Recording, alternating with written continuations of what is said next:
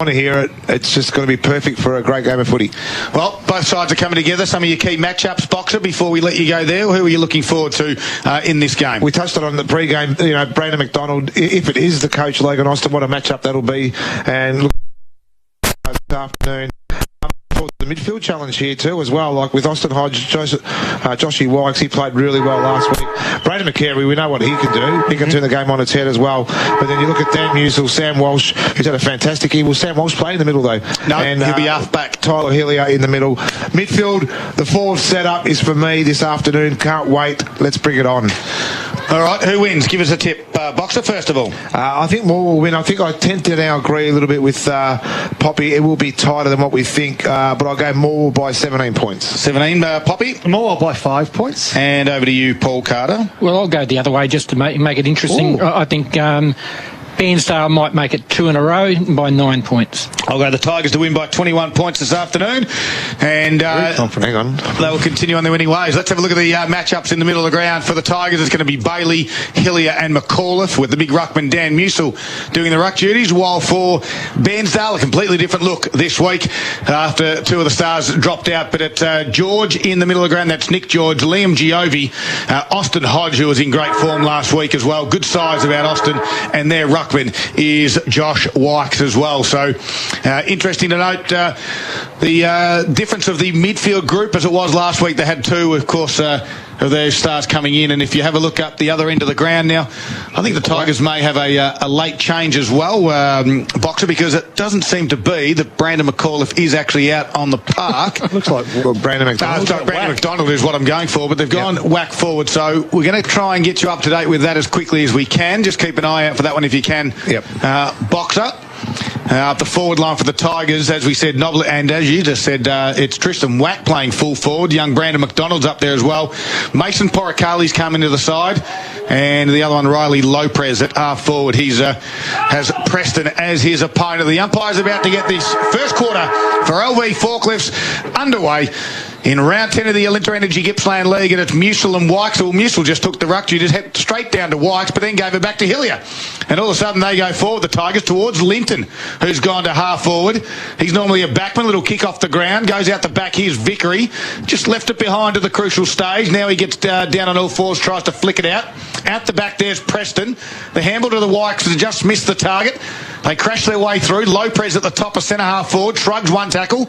Wack gives a handball to Noblet, who puts a left boot into it. Top of the square, it's all Bairnsdale, and it's going to be Andrew Nelson back there for the Redlegs. So Andrew Nelson from the full back line goes towards the outer side, finds Deary, defensive 50, and a good lead by Logan Austin. Takes it on the half-back flank, looks up the corridor. Geez, he went searching for his teammate and McCary. McCary dropped what you'd normally expect him to take, but they've got the numbers, and he's one of those numbers. Takes the ball, plays on, and it's Hodge again, who goes inside forward 50, cut off beautifully, though, and last line of defence for the Tigers was Weatherall. So Weatherall now gives it off, and they come grandstand side. Yeah, Hearn got it out to McAuliffe. He's in the back pocket. McAuliffe chips it inboard. Nice little change of direction to Grant.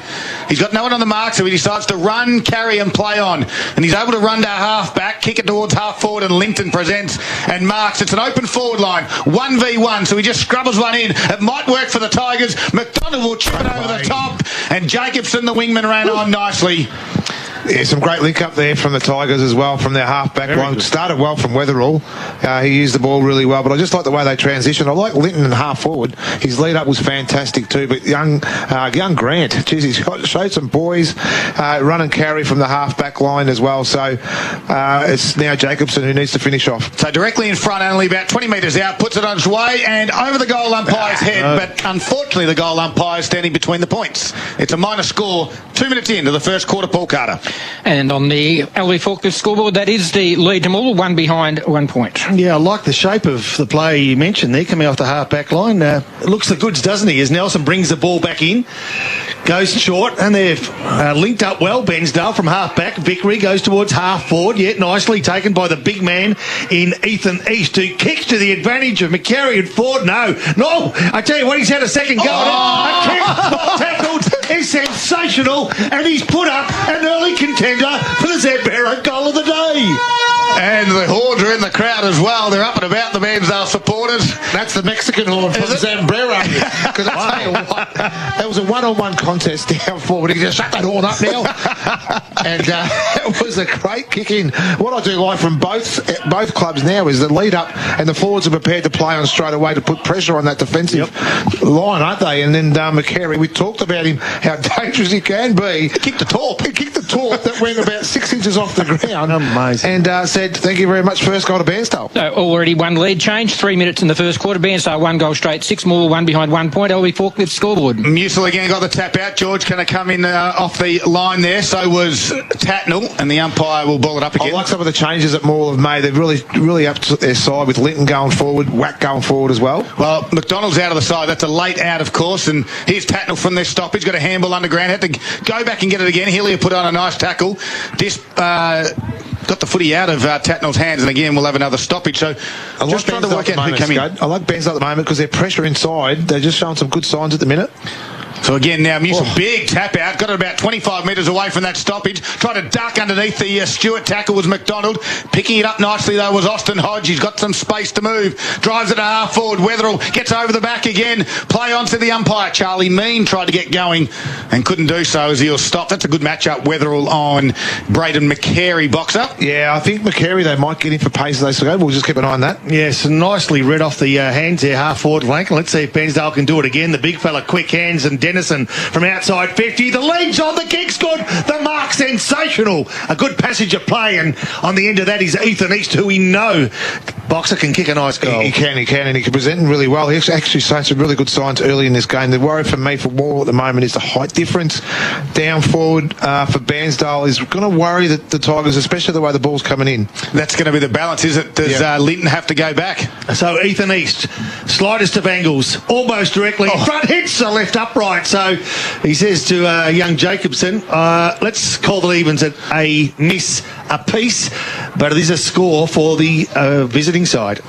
Taking him to a 6-point lead at the 5-minute mark of the first quarter. LB Forklift scored with Bairnsdale 1-1-7, Morwell 1 behind 1 point. And for those following at home, the late out was Brandon McDonald for the Tigers. In comes number 15, Jai Makepeace for the Tigers. So adjust those to your record books around the ground, so which are big crowd building. Two commentators' sons, Makepeace and Cooling, making their, again, the black and yellow Guernsey their friend, and let's see if they can't have a bit of an impact on this game. As from the half-back line, James Jacobson bursts through the half-back line, kicks to the advantage of his big teammate there and finds him, and all of a sudden inside 50, it's good body work by Nathan Noblet, who takes a mark on the slightest of angles, and I reckon he's a left-footer from memory, so this should be bread and butter for him.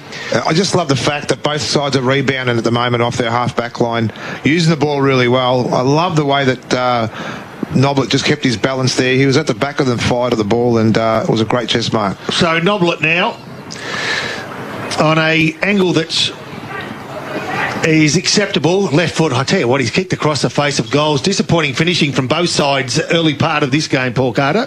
2 behind 2 points. Morwell on the LB Forklift scoreboard. They're trailing Bairnsdale by 5 points. Red Leads 1-1-7 at 6 minutes played. We see it a lot now, just players laying back in the ball. Yes. You know, and it's just, we see it from every club, every player. It's just You're the forward. What do they need to do? They need to go back a little bit further and really put some power behind the ball. Just too relaxed. They're just trying to guide it through. So Vickery, the Red Legs, brings it into the field of play, gets some good distance on outside. East was the target, couldn't mark. Grant just punched it forward. Paracali put his weight on the line, and then Jacobson had it, gave it to the opposition though. Wykes though coughed up the footy. Hillier and East will clash. Paracali did well, squeezed a handball out, crashing his way through there was George, and nicely picking that was Charlie Mean. Gave it off to Deary. His lateral kick will find Mooney, who can give it back to Simon Deary. He ran on, he gets to the wing, he ran a long way. He was out a little bit of puff. In the end, the kick was turned over as Brown got it. Handballed at the toes there, a low press. Back to Brown. His kick was a scrubber. Now it goes in the hands of Randall Stewart. Inside forward 50. Hearn in the front spot. Gets over the back. Giovi's there. Can he pick it up? No. Blew it.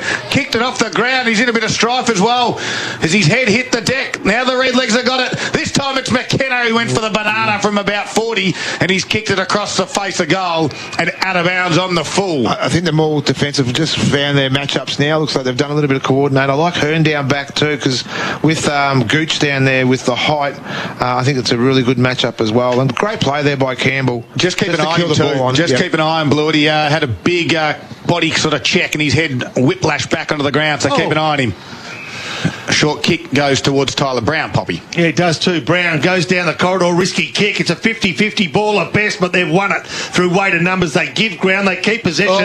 But for how long? That's a $64 question as they go towards Musil in the back pocket. He's beaten to the ball and there's a kick on goal. They've made something out of nothing. No, they haven't. Behind it has been for the Redlegs. Bairnsdale, 1-goal lead at the 8-minute mark of the first quarter. They're 1-2-8 to Morwell, 2 behinds, 2 points. Tigers quickly play on, gets to Bailey, who can chip kick over the top to Jacobson. He looks for Poricali. He's got some numbers now. The Redlegs come in. They crash the pack. Nicely roved by McAuliffe. Gets it to Hillier. He handles over the top to Bailey. They got runners. They can't get through the tackle. Driven into the ground. Kicked off the ground by East. Goes back inside forward 50 for the Redlegs. Turning is Giovi. Handballs off now to McKenna. And his left foot shot puts it through. And Link McKenna gets Bairnsdale's second goal of the afternoon. The Tigers would have to be disappointed with that because their defensive pressure, they didn't work back once the ball come out of their defensive 50, left themselves wanting because there was 3 or 4 Bairnsdale players who had no opposition. Great play there by Giovi, but McKenna, who belonged to Tyler Brown, who was initial player from Morwell to start that, was the one that kicked that goal, and that was a great goal. So just got to make sure that their heads are switched on and get back and make sure they cover their players. Now a 12-point lead on the LV Forklift scoreboard to Bairnsdale. 9 minutes played in the first quarter. The Redlegs 2-2-14. Morwell 2 behind, 2 points. Can we change our tips, Scott? Only because there's been a couple of late changes. Yeah, you can change them, absolutely. Boxer, what are you going to get changed? You're going from Morwell 17, now you're going for Bairnsdale. No, he's going to go Morwell 18. Morwell 23. You're going Morwell 23. I don't know what you're implying, Daryl. You've lost the plot, Boxer, I tell you. Special comments are meant to be insightful and to the point. Shall we go around the grounds after this ball up there too, Scott? All thanks to Harvey Norman Furniture, we can do just that, Boxer, as Wack now takes his duties in the ruck work up against East. Wack got a handle on it and roves it nicely. Then just lost the footy. Umpire said play on off the wing. No, after he got rid of it, there was a free kick. So Wack can draw the handle to McAuliffe. He can run in the middle and get over the top to McDonald again. He'll give it back to his mate in McAuliffe. Lowers the eyes, chisels a kick at the toes though of Musil. They come the other direction. Here's Campbell and Carstairs. They go to ground. Campbell got a handball out now to McDonald. Over the top to Noblet. Can he get another handball across to a guy who can shot on goal? It's Lopez. But he's missed, and it's another minor score of the LV Forklift scoreboard. It's now 3 behind, 3 points. Morwell trailing Bairnsdale 2-2-14. There's a lot of pressure out there as Bairnsdale bring the ball back in very quickly, and then on the half-back flank, they kick blindly, but they gain valuable meterage, 45 metres before it's cut off. The good 1-2. The half-back line, they come grandstand side where they find Cody McDonald do the Tigers, and along the line, a good kick finds the big man there in McDonald. So McDonald, his short kick didn't find the player he was looking for. That was Lachlan McDonald, and it falls in the hands of Bairnsdale defender who finds McKenna, who's been pretty busy, hasn't he, McKenna, with the ball, and he goes inside towards left half forward flank, but a good strong mark front of the pack by the ruckman at the moment for Morwell in Wack. Half-back flank. Margin sits at 11 points in favour of Bairnsdale. Kicks towards half-forward. Lachlan McDonald, the target. Has to wait for it to bounce, then got shoved over the line for a boundary throw. And East, the big fella, throwing his weight around. That's what you want from your big back-up forward ruckman. Scott, the only game in the AFL we're going to be worrying about this afternoon is Port Adelaide taking on the Swans, and it's Port Adelaide 5-3-33. They lead the Swans 4-1-25. Boundary umpire right in front of the Bairnsdale coach's box here. Puts it back into the field of play. Wack got the hand on it, goes over to the back. Here's McDonald again, wrapped up in a Mooney tackle, and we'll have another stoppage. I think they're evenly matched at the moment, aren't they, Scuds? I think, it's pretty even at the minute. Certainly is, and just taking the opportunities out of the Bairnsdale side at the moment. Here's Giovi off this stoppage, but well done by Brandon McAuliffe. Got it towards Bailey, who went to ground and then tried to shuffle it out towards Cody McDonald. He's got some numbers in board, decides to go back inside forward 50. Back with a flight goes Stewart. Great courage, great mark there by Randall Stewart, the youngster. Low chiselling kick Found a teammate in the middle of the ground. This time it's Nick George. Goes to half forward. The target's Gooch. He goes up, elevates and marks. He wants to play on quickly, does Gooch, and he swings and goes. Puts it to the top of the square. Going back is McCary. It bounces over the top and rushed through by that man Cooling for a minor score. Every play, the good play, has been a quick transition, and it's really worrying Morwell at the moment. Bairnsdale are probably doing it a lot better than what they have been, and Morwell have to be a lot cleaner coming inside their forward 50. So the Tigers to bring it back into play, desperately looking for their first goal of the afternoon. We've played 12 3/4 minutes of the first quarter as they come down the corridor. It's a 3-on-1 contest. Good work, ground level, and Tigers might get first opportunity. They're just outside their 50. Musil gets a quick handball and just not finding the target. Good tackle laid by Tatnell. Keeps the ball in Bairnsdale's forward 50 area. Can they keep it in play? That's the secret. As now McDonald brings the ball back in. Cody. Oh, geez, he went along the line searching for, not finding Lachlan McDonald. The ball spills over the boundary line courtesy of a good Sam Park spoil. So around about left half forward flank. There'll be a boundary throw-in. That's left half forward flank for the Redlegs, who are kicking to the left of your radio, the town end. Morwell Tigers to the scoreboard or highway end. And it's Morwell 3 behind. Bairnsdale 2 goals, 3-15. Whack in the front spot, tapped it over the back. McAuliffe was there, handballs over the top in search of Cooling. He twists and turns, gets around onto the right foot, scrubby little kick, turnover though. McKenna goes on it now, left foot kick to the top of the 50, and Gooch goes up. He's causing some trouble. Gooch quickly handballed on McKenna, who ran on, left foot kick to the top of the square. McCary goes back with a flight and just worked his opponent out of that in Brown. And directly in front, we know he's cat-like, as Braden McCary will go back directly in front, look to get Bairnsdale's third goal of the afternoon, and they've certainly started well. We've got some deja vu here, Kingy. Where the hell did that come from? Where are we? Who is Kingy anyway? Directly in front. No one in the box called Kingy. I was just reading the message from him. So Braden McCary directly in front will go back. And look, I don't think I can do this. No, if anyone's out there, we need a new special comments person, please. As McCary puts it on its way, he's tugged this one. It might be enough. He's just snuck it in. And you can tell by the vuvuzela, whatever it's called. The what? The vuvuzela, is that what it's called? Oh, it's a horn. Whatever the Bairnsdale, it's a horn. They're in the grandstand right next to us, and McCary's got 2. It's that VK Commodore bipping the horn. No, sorry there, Scud. What I was going to say was Tyler Brown's got the job on McKenna at the moment, and that matchup doesn't seem right because Tyler likes to do that run off half back. McKenna's got some great size about him, and he uses the ball well. And McCary is worrying them all defence at the moment. That's his second goal for the afternoon. And it's an 18-point lead to the Bairnsdale at the 15-minute mark of this first quarter. LV Forklift scoreboard, Bairnsdale 3-3-21, leading Morwell 3 behind 3 points. Sorry, Kingy. The key is I'm not too sure who they could put on him for the Tigers. He's very hard to match up on because he's got some cat-like ability. He has indeed. Wack contests the centre ball up, but can't get hands on the ball. In fact, Bairnsdale are probably first to the ball more times than not and putting some pressure on this home side as we speak. Oh, he ducked the head. He got caught high. Could have went 50-50. Playing was my first thought, but the umpire has caught it Bairnsdale's way, and it's Joe from the grandstand side centre wing that goes searching for. He can't find a teammate inside forward 50. Gooch picks it up. Oh, nearly thread one through, but good numbers it was. And the 1-2, good work by Boyd Bailey. And now they clear the area to the Tigers' outer side wing. And they tried to build, still searching for their first goal. They're 3 behinds. They went inboard looking for Noblet. They've been beaten to it, and McKenna gets another touch. The 1-2. He's setting up some nice play from the midfield. Goes long, one-on-one contest. And as Boxer pointed out, they're too big. They're just too big. Logan Austin. They've got Gooch, they've got East, and they've got McKenna finding those 3 and chucking a little bit of Harry McGarry, and they're looking very good. I think the problem's going to be is that, Luke Litton's playing down forward, and he's probably been their best forward so far this quarter. His lead-up's been fantastic. But when do you say, flick the switch and you go, what do I do now? Well, big moments brought to you Morwell Bowling Club today. Pot and Palmer night every Saturday from 5:30, only $20. As the Redlegs look to get 4 goals, they look to get the margin out beyond 20. As Austin from 49, if you don't mind, it is like an arrow straight through the middle. Logan Austin Bairnsdale up and about, Box. They sure are, Scud, and I think the more bench. What I was going to say before, the deja vu, before I called you the wrong name, is that this is the same way Morwell started against Druin. Okay, so Druin got off to a 4 or 5 goal head start, but today there's no Brandon McDonald who got him out of the proverbial.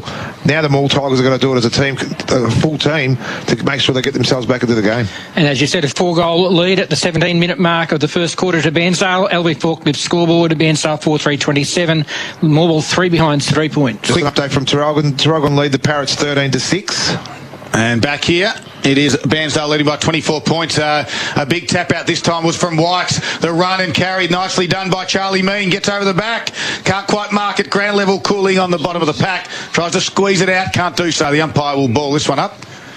And inside forward 50 again, though. They press again through the Redlegs. Flat-footed midfield there for Morwell.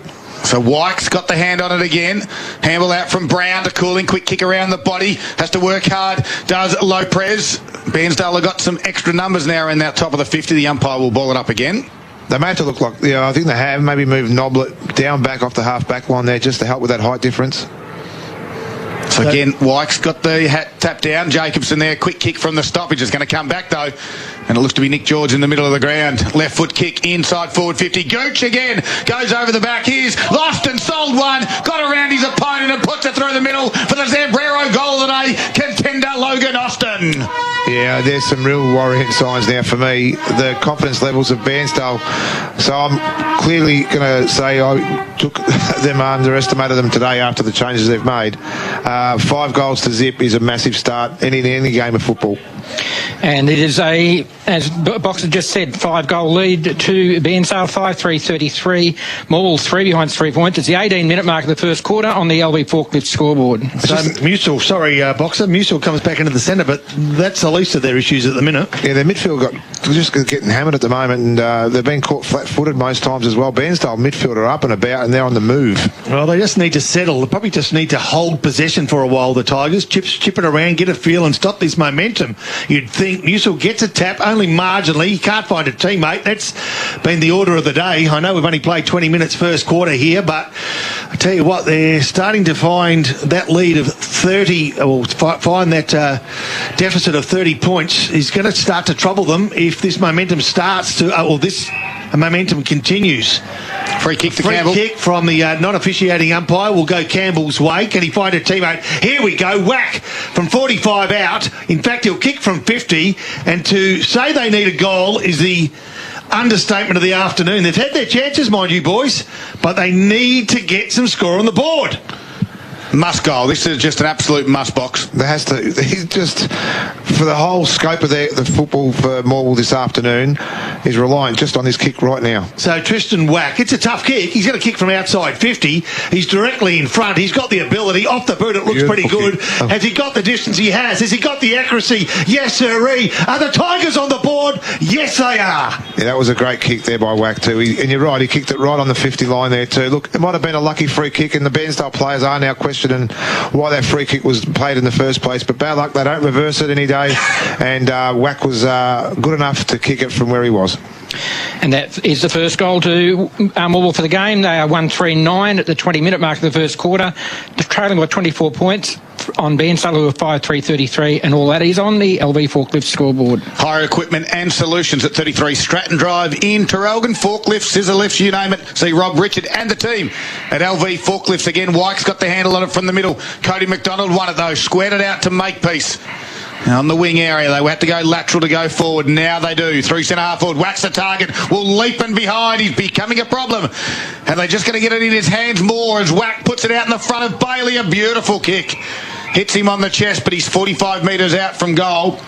The umpire just pulls him back a couple. He's got a chance here, Scud. Left footer in the perfect spot for him as well now. He just really needs to kick through the ball. Big moments for the Morwell Bowling Club this afternoon.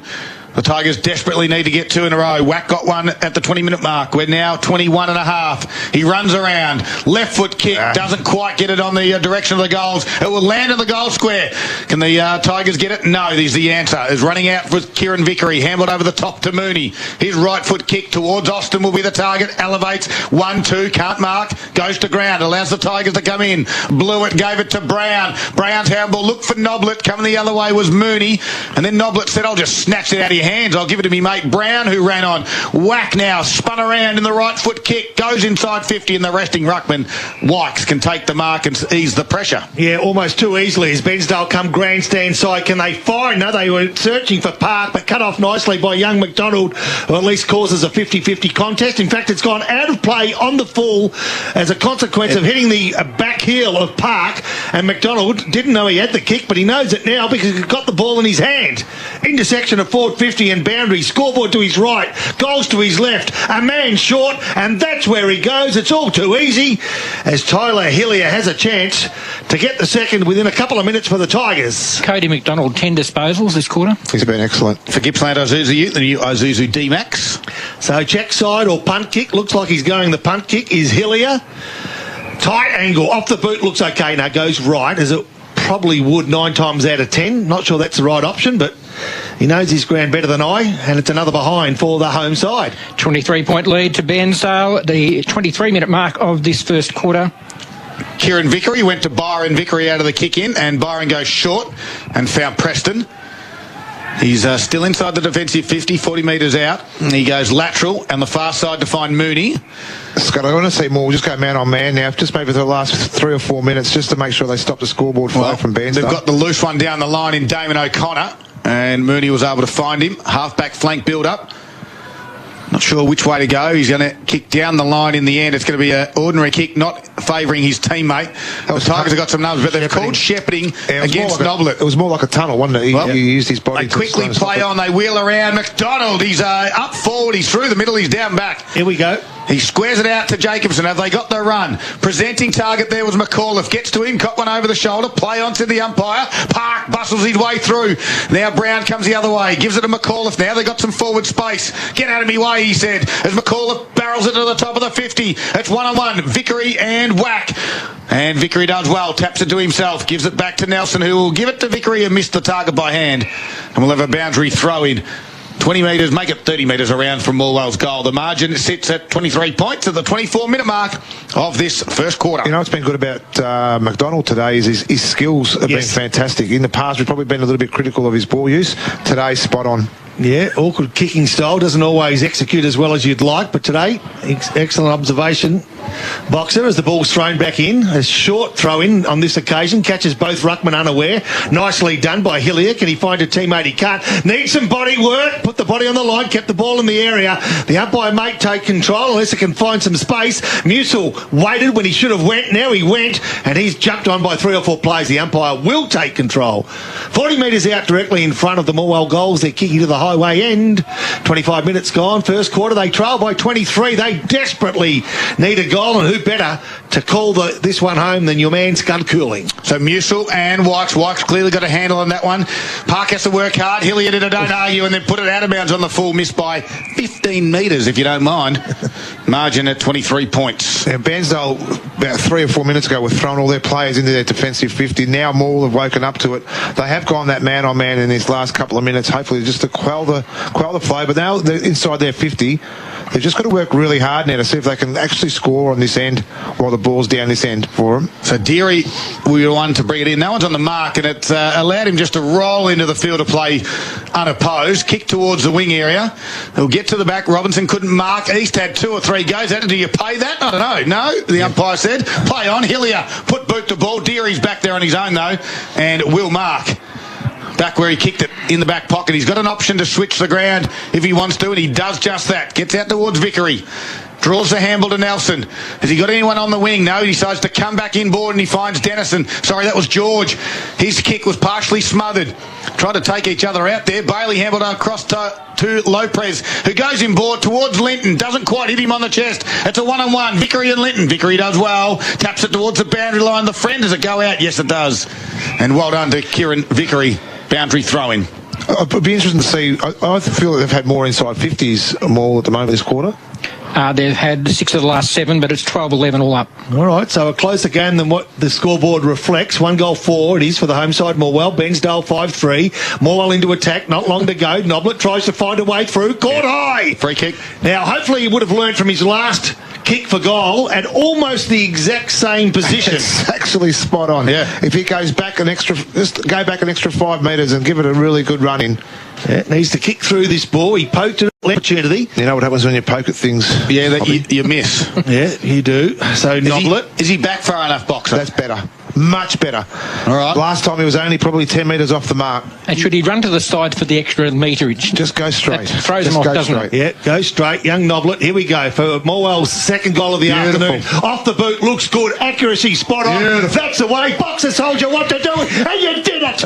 And that's the result you get. Yeah, I love it. I just like to see players just use the ball the way it's meant to be used. And in this day and age, we teach them to do check side kicks, banana kicks and everything else as well. But one thing that I have liked about the Tigers these last few minutes is that the willingness inside 50. They've kept the ball down here and they've been rewarded with a free kick with the hard work and defensive pressure inside their forward 50. And the margin back to 17 points. It was at a high of 30 points about 10 minutes ago. 2-4-16 Morwell, 5-3-33 Bairnsdale, and that's all on the LV Forklift scoreboard. You could do with a haircut though, Noblet. I'll give you the tip. Doesn't matter. When you look that good, you put them through the middle. And you're just jealous you don't have hair box. As it takes a little bit of time for this ball to come back to... What do you reckon, Goose? Well, I was just going to say, I was just going to say you've got plenty on your back. Boxer's been doing the... Apparently I was the only black and white lala they've ever seen in their life. I said that was the hair on my back and my chest. So back to the middle we go, and a big tap there by Wacker. There's a free kick being paid here for shepherding off the footy. It's a second free kick this umpire's paid. Yeah, so non-officiating. George will be the one. Puts it inside forward 50. Going to get to the front where Hearns tapped it straight down. He's trying to crash his way through. You might be pinged. And again... There's 2 umpires umpiring that in exactly the same spot. I'm not sure their positioning's the best. But anyway, we'll have a ball up, top of the 50. It's late in this first quarter. Whack got the handle on it. Gets out the back. It's all the red legs. Quick kick there from Mean. Goes inside forward 50. Austin will fly. Spoiled. Good work by Brown at ground level. Here's McCary. He's dangerous. This time Bailey has to work hard. And back there nicely done by Hodge. Gets spun around the tackle. And that's holding the footy. And the free kick and the advantage we paid. Bailey gave it to Cooling, who gave it back to Cooling. Now he handballed to McAuliffe. Comes back inboard. He's in a bit of trouble. Walsh is there for support. He's got no runners. He's looking for someone to handball to. Lopez is the one. He missed it by hands. Out the back is Makepeace. He swings a handball out to Lopez. Lopez finally kicks it. Doesn't quite find the target of Bailey. Oh, wow. McAuliffe kicks back. Well, we've had 10 touches and we haven't moved anywhere. It's hard work. Noblet from half-back kicks to the corridor. Is there going to find a teammate? He's not. Whack applies the tackle. Can he get the ball? He can't. Now Bairnsdale have got the numbers. The pressure's too much, but not for this man. McDonald, he runs 10. He kicks around the body. He needs a favourable bounce. He finds the boundary line. Wow. You're just talking about a boxer. I gave him a rap and he could have just ran straight. Yeah, that's what he needed to do. It was a little bit of that suspect pressure that came from the Bairnsdale defence. He tried to do the check side, or was it the banana kick really, and missed everything. So no talking, no one telling him he was clear? Well, you would think... But it was a rushed kick, wasn't it? It was a very rushed kick. Let's see if Musil can do something. He taps the tank and he finds a teammate. He can't. The pressure's hot. They need one more goal. I thought McDonald was taken high. Playing was the call. And there's good pressure. Kick from the pack. Stopped on the goal line by Bairnsdale. They'll now get themselves out of trouble. A searching kick from the full back line. Again, Noblet loses his body. And again, he gets done for shepherding. So once beaten, twice shy. Third time, no excuse. Noblet on the mark. Consequence of that free kick. And that'll go the way of Ethan East. Looks to the lateral kick. He's got Nelson on the far side. Finds him. On the wing area, Giovi presents, but goes to the shorter one. Missed him. I don't know if he was wanting to go to Tatnell or Giovi in the end, but the Tigers ran. And from half back, here's Whack. Delivered inside forward 50. Not a good kick. Back there is Stewart. Whack had to follow up to mix up that poor mistake. The siren sounds. And it's been the Redlegs. They got 5 goals in a row. And then the Tigers get the 2 late ones to get the margin back to within 7 17. It is. The Tigers trailing 2-4-16. Bairnsdale 5-3-33 at quarter time. You are listening to Gippsland Live on TRFM right across Gippsland in the Valley, and we do it for Harvey Norman and Electrical Gippsland. Busy day? Make mealtime easy. Order on the KFC app. Score exclusive offers, get access to the secret menu, KFC delivery and more. Only on the KFC app.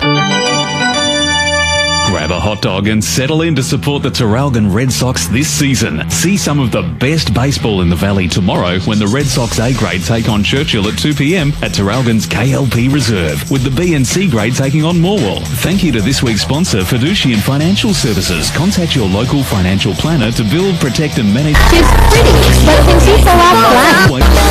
Supported by TRFM and the Traralgon Bowls Club. More than just a bowls club on Lydiard Road. Traralgon Football Netball Club with P&D Rigging and Crane Hire invite you to their clash against Leongatha this Saturday at the Traralgon Rec Reserve. The football and netball action begins at 9 a.m, with A-grade netball at 2:15 and the seniors kicking off at 2:20. After the games, you're invited to the social rooms for post-game entertainment. See the Mighty Maroons take on Leongatha this Saturday at the Traralgon Rec Reserve. Along with P&D Rigging and Crane Hire, this Saturday's game partners Harley Davidson Traralgon and TRFM. Iron Man. Iron Man. Four-wheel drive and camping enthusiasts, it's that time of the year again. End of financial year sales. We're offering 15% off all suspension parts and 10% off bull bars and camping gear. T's and C's apply. So come down and see Jason and the team at Valley 4x4 and Outdoor, 16 Saskia Way, Morwell, the Valley's home of Ironman 4x4. Iron Man. Hi, I'm Kevin Reid from Wellington Real Estate Maffra. I have a young family looking for a 3 to 4 bedroom home in the Maffra Township for up to $500,000. Could this be your home? Contact Wellington Real Estate to book a free market appraisal. Our 3 offices are located at Maffra, Sale and Stratford, with local agents covering selling, buying or renting. Call 5141 1026 or visit wellingtonrealestate.com.au. Now at Harvey Norman, hot deals across a huge range of fabric and leather sofas, dining tables and chairs, Australian-made furniture, home office, outdoor furniture and barbecues, with quick delivery available on a huge range. Plus, get 60 months interest-free, no deposit, no interest from Latitude with 60 approximately equal monthly payments and receive a bonus gift card up to $1,000. Finance only available if you have or are approved for a participating Latitude credit card. Minimum finance amount $1,000. See T's and C's. Interest applies for non-compliance. Fees and product exclusions apply. Now at Harvey Norman.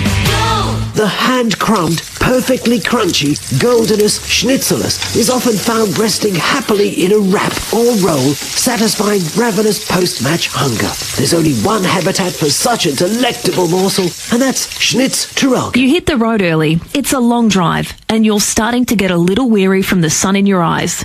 Driving tired can have the same effect as driving drunk. If you've been on the road for 2 hours, take a 15-minute break. Stop in at the nearest McDonald's restaurant in Gippsland. It's the perfect place to stop. You can stretch your legs, enjoy a coffee from McCafe, or grab a quick snack. A 15-minute break every 2 hours could help save your life. Another road safety message from McDonald's Gippsland, Road Safe and Gippsland's own TRFM. Now a look at the quarter highlights. Gippsland Live on TRFM.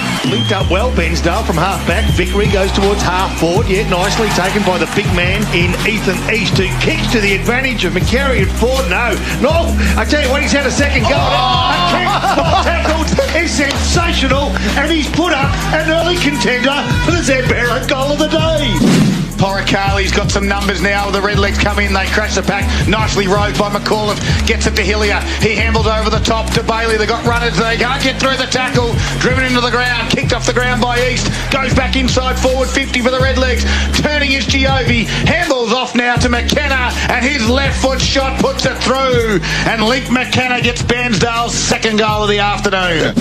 Left foot kick inside forward 50. Gooch again goes over the back. He's lost and sold one. Got around his opponent and puts it through the middle for the Zambrero goal of the day. Contender Logan Austin.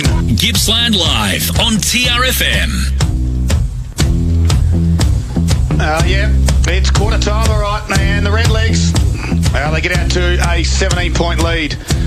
It's Bairnsdale 5-3-33 leading the Tigers 2-4-16 at quarter time. Goal scorers so far, Logan Austin's got a couple, and singles to Link McKenna and Braden Carey's also got a couple for the Redlegs. Singles to Wack and Noblet for the Tigers. Key stats in a quarter of football, all thanks to Gippsland Isuzu Ute. Here's Paul Carter. Well, the inside 50s favoured Morwell 14-13, and just in response to one of the comments that was made during that quarter, I think a few of Bairnsdale's will repeat entries, so that may have been a little misleading when the numbers were there. Clearances, Morwell 10 to Bairnsdale 6, and in the centre clearances, Morwell led that 4-3. Free kicks, Morwell got 4 to Bairnsdale's 5 that quarter. Marks 21 to Morwell, 24 to Bairnsdale.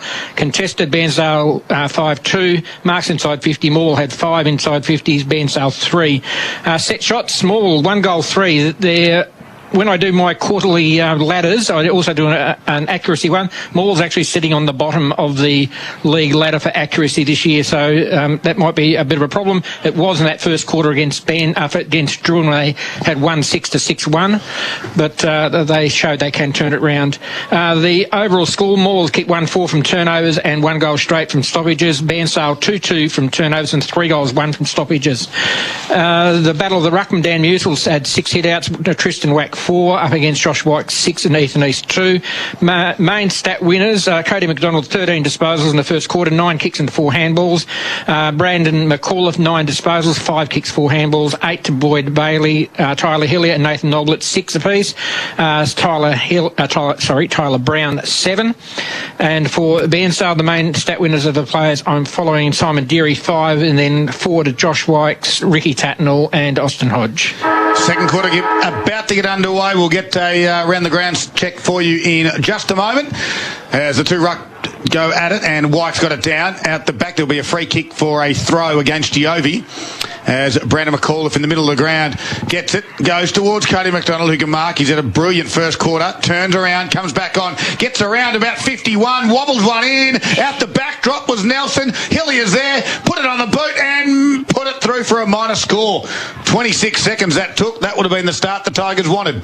Would have been a brilliant start too, and Hillier's dangerous around goal, so he'll be wooing that miss at the minute. Yeah, you're not wrong. Sorry, Paul Carter, I know you're going to update the score, but ever since you said Cody McDonald's skills have been good, I tell you what's happened. They've got bad. Commentary, the Moz. 16-point lead to Bairnsdale, first minute of the second quarter, and that's on the Carpet Country scoreboard. Kieran Vickery brings it in for Bairnsdale, although Archie Grant was in the best spot to mark. He comes inboard to Walsh, had to bounce and wait. He goes backwards to the middle of the ground to Blewett. He can mark it right dead centre of the Morwell Rec Reserves. They come back to the grandstand side, miss the target again to Grant. Now they got some run. Walsh can go forward, chip towards Linton, who can drop the easiest of marks, and I mean easiest of marks. And lucky Cody McDonald's there. He got pinged. Sorry, he put on the strong tackle on Austin Hodge and won the free kick holding the ball.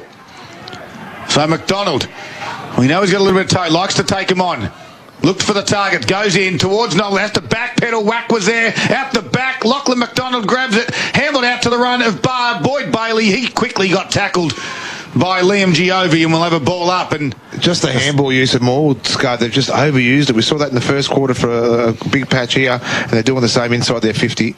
Look, if they can make it work, it's good, because they've got all that tools. They need to cut them up and run hard, but their skills have just been letting them down. The ball comes out of defensive 50. Good mark it was by Cohen Campbell. Goes inside.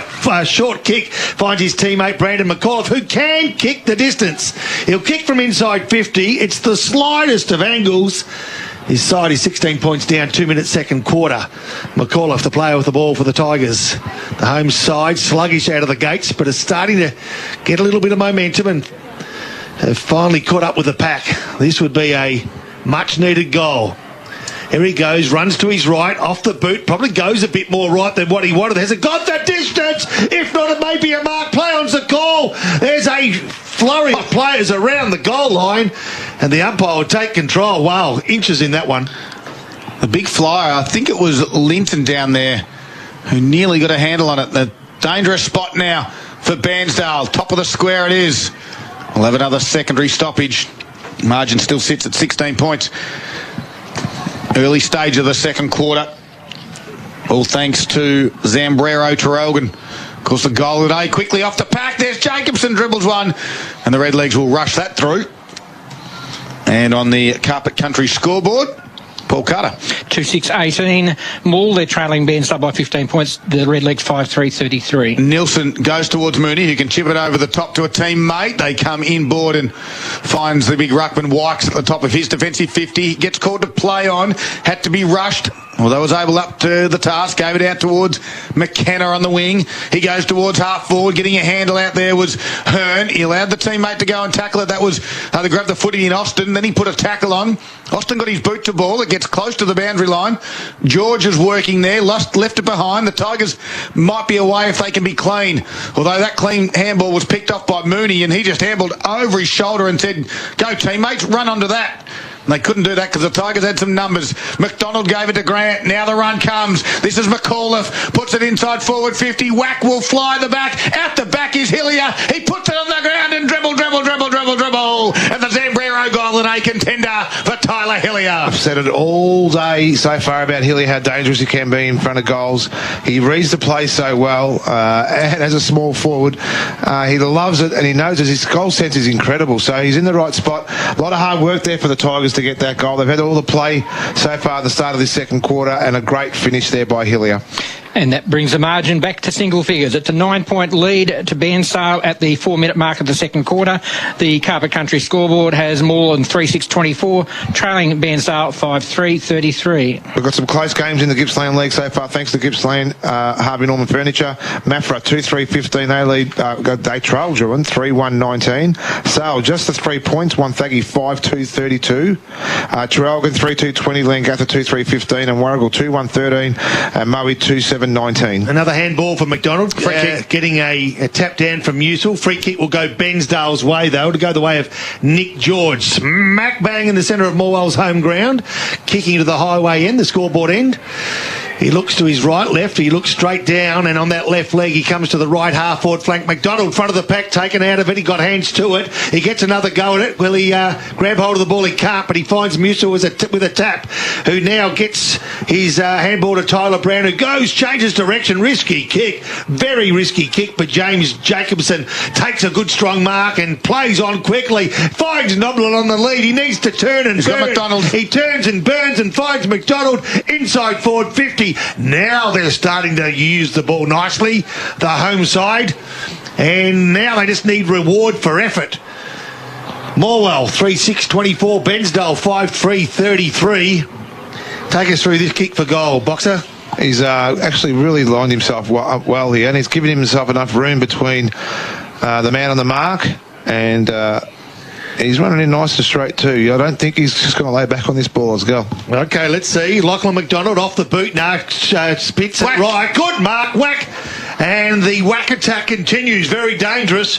One of the few players down forward that's looked dangerous every time he gets near the ball. Yeah, great call, Pop. The thing there about McDonald with his kick there too, if you notice, he just didn't have any follow through with the ball as well, hence why the ball went to the right and didn't even make any near the distance. All right, so Whack has proven he can kick him from outside 50. Can he kick him from 15 metres out? He can. From 50, from 15, he even does the dance. What's that? So slow down, young fella. Don't get ahead of yourself.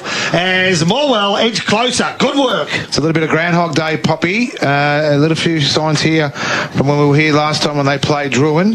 There's a little bit more momentum, a little bit more confidence in the Tigers at the moment. And, some really good signs early into this second quarter. And it's a 3-point margin in Bairnsdale's favour. 7-minute mark of the second quarter. The Redlegs haven't scored this quarter. They're still on 5-3-33. Morwell now 4-6-30. So we've got some McGippy score as well. Ballara 2-3-15. Datawa 1-2-8. Foster 5-1-31. Tura 3-1-19. Morwell East 3-3-21. To Moving North 2-2-14. And Stony Creek 2-4-16. MDU 1-1-7. Great game on her hands. Margin is at 3 points. Ball back to the middle of the ground. And they want to leave Whack forward as long as possible. So Musil and Wykes to do the ruck duties. And it comes out their way of Musil's way. Low below the legs. But well done there by, that was Hodge. He got his boot to ball. Here's McKenna. He went to ground though. And he got one over the shoulder. So he did that well, I think, in the end. as McKenna will win the free kick. It's the umpire's job to protect the players, and I think Boyd Bailey's very unlucky there not to get a free kick. Well, McKenna puts it in towards Austin. He can't get it. Taps it out, though. Nicely done to Mean. He gives a handball off to Castines. Travels it on the ground. And the Bairnsdale get the reply. Reece Castines, the late inclusion, gets his first goal of the day. I'm not playing. I'm dirty on what happened just then, too, because the sliding play then to Boyd Bailey, he even got up and remonstrated as well. Wasn't paid. They were lucky enough to play on. Logan Austin gave him a great contest inside 50 and a great finish there to Bairnsdale just to get the one back that they really needed. That was actually Bairnsdale's first inside 50 for the quarter at the 8-minute mark of this quarter. They are now back out to a 9-point lead on the Carpet Country scoreboard. 6-3-39 at the Redlegs. Morwell 4-6-30. Hey, Scott, we've got a few worrying signs there for Bairnsdale. Gooch has just come off the ground again. I think he might have a little bit of a niggle. Byron Vickery, who was off the ground there with a cut underneath the eye, he's back on, bandaged up as well. So I'll keep an eye on that. So Wack back in the centre bounce. Musil goes forward. Wax gets a quick kick and from mid-air finds left half forward flank, but the goal kicker from a moment ago, Reece Carstairs, has got the ball. Plays on quickly as we find a player going to the bench in the background, and we'll update you on that in just a moment. The player with the ball is Giove. Quick kick forward. Can he find a teammate? He can't. Morwell have got front position. McKenna's got the back. He's got the strength. He's got the run. He's got the left leg. Can he get the goals? A kick from 50 is just offline. Why didn't you kick it? That call was great right up until that. Minor score on the Carpet Country scoreboard. 6-4-40 Bairnsdale, 4-6-30 Morwell. Brown will bring it in. He's got a target out here. It's Cooling, will go up and can't quite mark it. Comes to ground. Here's Jacobson, falls over. Castines is there as well. Trying to flick it out, and Jacobson will wait for the stoppage. And again, margin sits at 10 points. As the umpire will put it back up. Whack, and Ethan East will do the ruck duties. East nicely tapped down. Ground level there, end up getting roved in his own ball, does Ethan East, then gets boot to ball to true centre half forward. Ricky Tatnell's got some space, make piece over commit. Ricky Tatnell went bang from 49 metres, and if you don't mind, there's your Zambrero goal of the day contender, Ricky Tatnell off a step. Yeah, a little bit of a slow start to Bairnsdale's non-existent right now, because they got themselves right back into full flight here now in this quarter. That's given them now a nice little lead, a nice little buffer to Morwell. The Morwell will be ruined some of their indecision, especially coming outside of their defensive 50. So a great goal there, another great goal from Bairnsdale. 16-point lead now at the 10-minute mark of the second quarter. Bairnsdale leading 7-4-46 to Morwell 4-6-30. Carpet Country scoreboard. Well, that was a good kick by Ricky Tatnell. Off one step, Poppy. And that is damaging after all that the Tigers have done. At the end, they've got 2 goals, and the Bairnsdale side have got 2 goals as well, so good response. We've had some real deep momentum swings. Bairnsdale kicked the first 5, then Morwell kicked the next 4 from memory before Bairnsdale have kicked the last 2. Little bit like a bit of footy last night. 5 goals to St Kilda and 5 back to Essendon. Yeah, so let's see who might be Essendon and who might be St Kilda out here. They've got Bairnsdale up against Morwell, and Bairnsdale go forward again. The kick was sloppy, but it may find a teammate. No, spills to the front of the pack at right half forward flank. Morwell got the numbers. Cooling, good kick, son of Vanessa. Can he find a teammate? He can't, so he's the son of Daryl. And Bairnsdale picks up the ball, goes inboard. Nicely done. He butters up again for another goal. There's big numbers around the ball, and no player can get the ball out. There'll be a ball up in the middle of Morwell's ground. 11 and a half minutes gone, second quarter. Morwell 4 goals, 6. Bairnsdale 7-4. Whack and Wykes again. Whack this time, tapped it straight down. Makepeace just missed the hands, and the Tigers could have been away through Ilya. Whack has to go down on all fours to get it again. Wykes does also well, and at the bottom of that pack was Charlie Mean. He's been a good inclusion for him today. Now Ethan East will roll up to this stoppage and do the ruck duties against Whack. He tries to get over the top beautifully. Tapped down by East to Hodge. Left foot kick. Goes inside forward 50. Gets out the back. Great pick up by Hodge. And then he gets tackled quickly. Holding the football. No. Oh, he went to take the advantage, did the young fella in Cooling. And then brought it back. Brown, though, now nicely done to Bailey. What a fantastic tackle there by Campbell. I should say. It's a great tackle. There's a wobbly upside-down mongrel punt. Got towards Hillier in the end at half-forward. Swings around. He's a beautiful kick to find Riley Lopez. He had 2 goes. They got numbers in board. They're just going to find Brereton. They do. Diving down on his toes. The umpire said he did mark it. And Brad Brereton will go down and have a shot from about 45 metres. It just looked like he wasn't going to pay the mark then too. But it was great transition play then too. And young Blewett was a fantastic tackle there, and I could see what he wanted to do, play on really quickly, and they were fortunate enough to get the advantage. And now they've got a shot inside 50, the Tigers. Big moment for Morwell Bowling Club this afternoon. Pot and Palmer night every Saturday night from 5:30 p.m. Only $20. Not too far from this venue as Brad Brereton comes in from 45 and puts it through for a minor score. And at your 13.5-minute mark, the margin sits at 15 points, sorry, Paul. 4-7-31. That was a poster, that one. So that it takes more to that 4-7-31.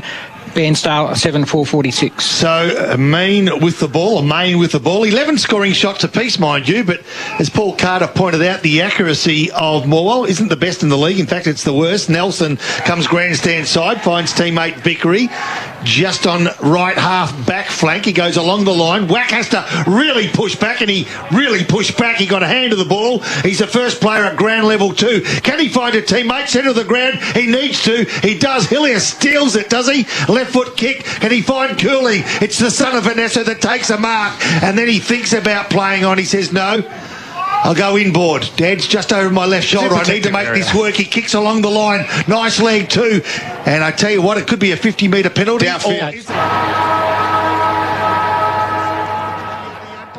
Is it? That finds the indiscretion, and the free kick will go Boyd Bailey's way. Yeah, too far out to score. He's about 60 metres, so he puts it into a hot spot. McDonald might fly over the back. Was Linton, comes to ground, snap around the body from McCall, misses, and it's a minor score. The Tigers are peppering, but they need reward.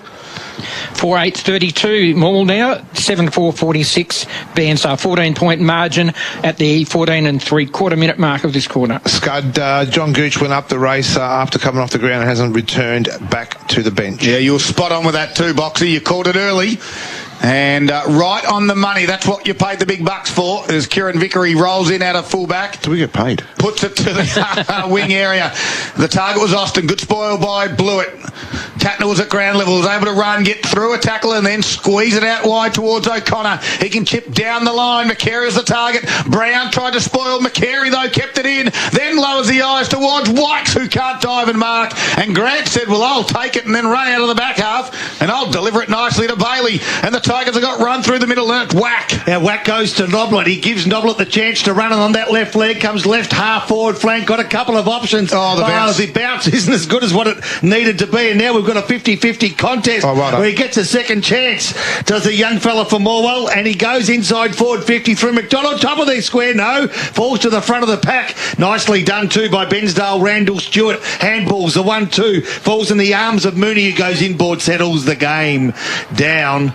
And in defensive 50, the Redlegs go down the corridor. Gee, they've got some numbers, they've got some space. Liam Giove is one of them. Takes them.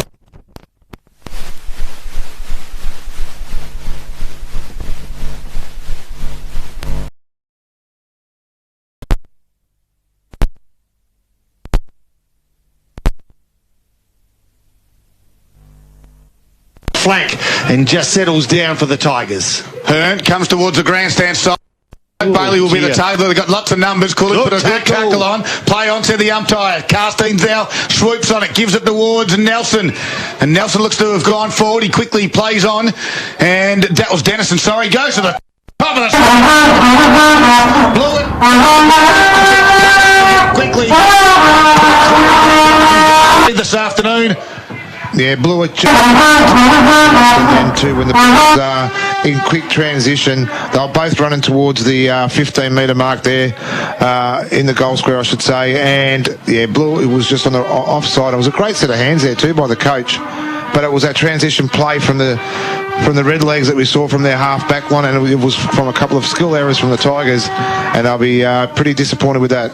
So we do have the mirror image there. 8-4 to Bairnsdale, 4-8 to Morwell. It's a 20-point lead at the 17-minute mark of the second quarter on the Carpet Country scoreboard. Well, the one-on-ones, at the moment, the Bairnsdale side are winning those blocks, and that's what it's about. In general play, it's pretty even. But it is pretty even. Bairnsdale winning those one-on-ones, aren't they? They are, and it's just that little bit of class down forward at the moment, you know, with McCary and Austin, the coach. If they add Gooch to it, who's come back out of the rooms right now, we might see him go back on. It just makes it a bit tough for the Tigers. So Musil and Wykes again. And Musil got it down, working hard. McCall, if he's had a busy afternoon. Off the wing, though, comes Tatnell, wins it and then pushes it forward their way. Nicely picked up this time. It was from Mean. Quickly got ball to boot, goes inside 50. Here's Hearn. He just tapped it when he had a little bit of extra time. There's no talk. Tapped it towards the boundary line and we'll have a boundary throw in. And about 60 metres out from Bairnsdale's goal as they press again. Thinking about playing hide and seek with this bloke with the horn. I know I'm going to hide. I don't know. Yeah. Where I'm going to hide it. I'm afraid that it still might make the noise. So the ball to be thrown back in 60 metres out from Bairnsdale's goal. They've lifted the level of intensity. And now Morwell need to respond. Musil couldn't get a hand at it. Big thump from behind. It was by the big man from Bairnsdale, Ethan East, but cut off nicely. And it is Cooling that got the ball out of defensive 50. Nice work by the son of Vanessa that finds the boundary. Can we give it up? Who says you need to have beer to have fun? This bloke's just absolute. I don't know. Love and life. He is too. Life. So Yes. right in front of the Atlanta Energy Gippsland League TRFM box. The ball's thrown back in. Nicely done. Hillier overruns and applies some pressure. Good handball in traffic by Boyd Bailey. Can he open up the door for McDonald? He can, but can he find a teammate in Jacobson? He can. Back to Musil. They need to settle and find right now, and they do. Good work by Boyd Bailey to be an option on the right half forward flank. Turns on the left. He needs to find a man. He does. He hit the Nice kick really leg. well. He hit the kick really well. The Bairnsdale team thought that he was going to go deep. It's a great lead there by McAuliffe, and he just swung the leg around just to put it out to his advantage. It was a great kick there by Boyd Bailey. All right, so Laprise is the player with the ball. He'll kick from 45 on a 45. And from all the easy ones they missed, this is one of the more difficult. And you usually know what happens from here. He'll kick from just inside 50 from a 45-degree angle. In fact, he kicks from 45. I don't think it'll make the distance. He's got under that one. Top of the square. Can he find a winner at ground level? He can. McDonald. Noblet. Right leg. Round the body. Noblet says, thank you very much. And yes, it is. It's a contender for our friends in Terrelgan. The Sombrero goal of the day. That was a great. I'm in shock. Could you just settle down, Goose? All right. I know you've probably got get a bit excited, don't I? Yeah. And no, it was a great goal then too. And again, it was great work there by the Tigers. The thing I'm a little bit critical on the Tigers is the overuse of the handball at the moment. But if they can just do that 1-2 kick inside 50, they get it inside, they score at the moment. So there's a few things they've got to work on. And the margin now back to 14 points in Bairnsdale's favour. We've played 20 minutes of the second quarter. The Carpet Country scoreboard has Bairnsdale on 8-4-52 and Morwell 5-8-38. We've got an around the grounds check for you. I can tell you half-time the Yallournullo North Sale City game. Yallournullo North 9-6-60 leads Sale City 5-4-34 at half-time. As the Redlegs go through the middle of the ground again from this stoppage, and it's McKenna, puts it in a dangerous spot. They fly, gets out the back. It's going to be snapped by Giovi, but it's going to miss. McCary taps it in, keeps it in the field of the play, close to the boundary line. Cooling's going to work hard. Brown comes in to help him. They want to get it over for touch. And good work in the end. It was 2-on-1, and the Tigers hold strong. 21-minute mark, second quarter. And the margin's back to 14 points. They're going to hold here to the Tigers. The Redlegs, they push. Giovi got shoved off the football. McKenna's been good. Gave it across now to O'Connor. They get to handball away. It's going to be picked off. Good tackle again by the young boy. Quick kick around the body by Mean. Top of the square. Austin flew again. He's looking dangerous. Comes to ground. Will go over for a boundary throw-in. Good tackles, boxer. Fantastic pressure inside. And this is what I meant before when the Tigers are trying to use their handball inside. Bairnsdale's pressure is just as good as Morwell's at the minute. Good game. And they're forcing the error. Yep, no doubt the game of the round as we go inboard forward 50. Musil gets the tap. Quick kick out of defensive 50. It's all Bairnsdale. And the easiest of marks is taken by the Redlegs. Ricky Tatnell, who's been busy for the day with that right leg. Kicks to within 30 metres. Can he find a winner? He can't. It spills to the front of the pack. They've got the numbers. McKenna's one of those numbers. Handballs in search for a teammate. Can't find one. Musil will dive in it, but a free kick will go Bairnsdale's way, or I think it's Bairnsdale way. Yep, over the shoulder. I think it is probably go to McKenna. Yep. Yeah, it is to McKenna. Last player up, and he's a neat little mover, a nice left footer. And although he'll kick from just over 40 metres, I'm going to back him in for this one to extend that lead currently that sits at 14 points at the 22-minute mark of this second quarter. McKenna on a favoured side for a left footer, not quite 45-degree angle. around about 45 metres to kick. Bit of space between the man on the mark and a player at the top of the square, so a horrible kick will be taken by Morwell. Boxer will love this run-up. So the run-up's, sizable. All of 20 metres, I imagine, and he's very methodical about the way he walks in. He hasn't got much momentum at all. Now he gets 3 steps of momentum. This is it again. Guess what? He's pushed it left just as Noblet did, using the same sort of run-up. He just stopped. I nearly fell asleep when he was going in. That's not hard. He almost fell asleep. He almost stopped. 8-5-53 Bairnsdale. They are leading by 15 points over Morwell, who are 5-8-38. Brown went short to Hillier, who can now switch it up to the far side. He's got Jacobson. Does it get there? Yes, it does. Nice kick. They can get some run. Walsh was able to exit defensive 50 and then kick towards a one-on-one. Gets out the back, over the top to Musil. Goes inboard to Lopez. He's got the over-the-top handball to Whack. It gets to him. Now he comes back into a little bit of traffic, spins around. The wobbly kick goes towards McDonald. That's Lachlan variety. Gets a second to go at it. Rolls and rolls and rolls, and Bairnsdale able to stop that thrust and ball it up 30 metres out. Good transition for the Tigers, but that entry box was a bit ordinary. It was a bit ugly going inside, and that's what we spoke about too, is just if they can tidy up their entry inside. It's like Kamikaze kicking inside, but not unintentionally. So they just got to tidy that up, the Tigers. Well, Whack tapped it out. They got some numbers. He has to go get it again. Gives it to Lopez. Snap around his body, though. Pushed as he was kicked out of bounds on the full. Bairnsdale will get possession of this. Deep inside the defensive 50. This guy just around the grounds, thanks to Harvey Norman Furniture, Gippsland, and it's in the AFL. Port Adelaide, 9-8-62. The Swans, 5-8-38. You're listening to Gippsland Live. All thanks to Harvey Norman Electrical Gippsland. Here's Rob Popplestone on TRFM. So the Red Legs bounce out of defensive 50 and kick, trying to find Vic. Can't find that player. Nicely done. The Tigers have got the numbers. They're starting to find some numbers around the ball. Can they find a teammate right here? They can't. And now, just as they're about to attack, they need to defend as McKenna gets another kick. And McDonald, who's probably the Tigers' best player on the ground to date, has had plenty of it and takes a defensive mark. There's no probably. Yeah, he is. He's been busy, hasn't he? He comes grandstand side, finds Cooling. Son of Vanessa's got plenty of room to move. Looks along the line. The kick needs to be perfect, and is. Good work. The jeans are running very strong. Can I get something? And nephew of Rod. And nephew of Rod, exactly. Rod, great man indeed, he was too. As the Tigers go inside forward 50, Noblet runs on the ball, puts his head over it. Can he get the hands on the leather? He can't. And now Redlegs will bring themselves out of forward 50 and come grandstand side. Mean is the target. Spoilt though by Cooling. Will have a boundary throw in. 25 minutes gone in the second quarter. The margins is at 15 points. As they all just take their breath, the Tigers have reduced the 17-point deficit. Only just, though. They've had, I think, the majority of the better quarter, but the margin still sits at 15 points. The Redlegs got a little bit of injury concerns with Gooch from this stoppage. Can they win at the Tigers? No. Mooney says, I'll take this one. Then he loses a footy. Low press, try to pick it up. Here's Randall Stewart for Bairnsdale. Right foot kick, half foot. Beautiful kick under pressure. Found Logan Austin. He's too far out to score. He chipped it. He's very smart. He goes towards Mean. Walsh goes back. Well done to Brown. He can get a handle over the top to Grant. He's under a bit of a pressure. Little kick is going to be picked off by Carstairs.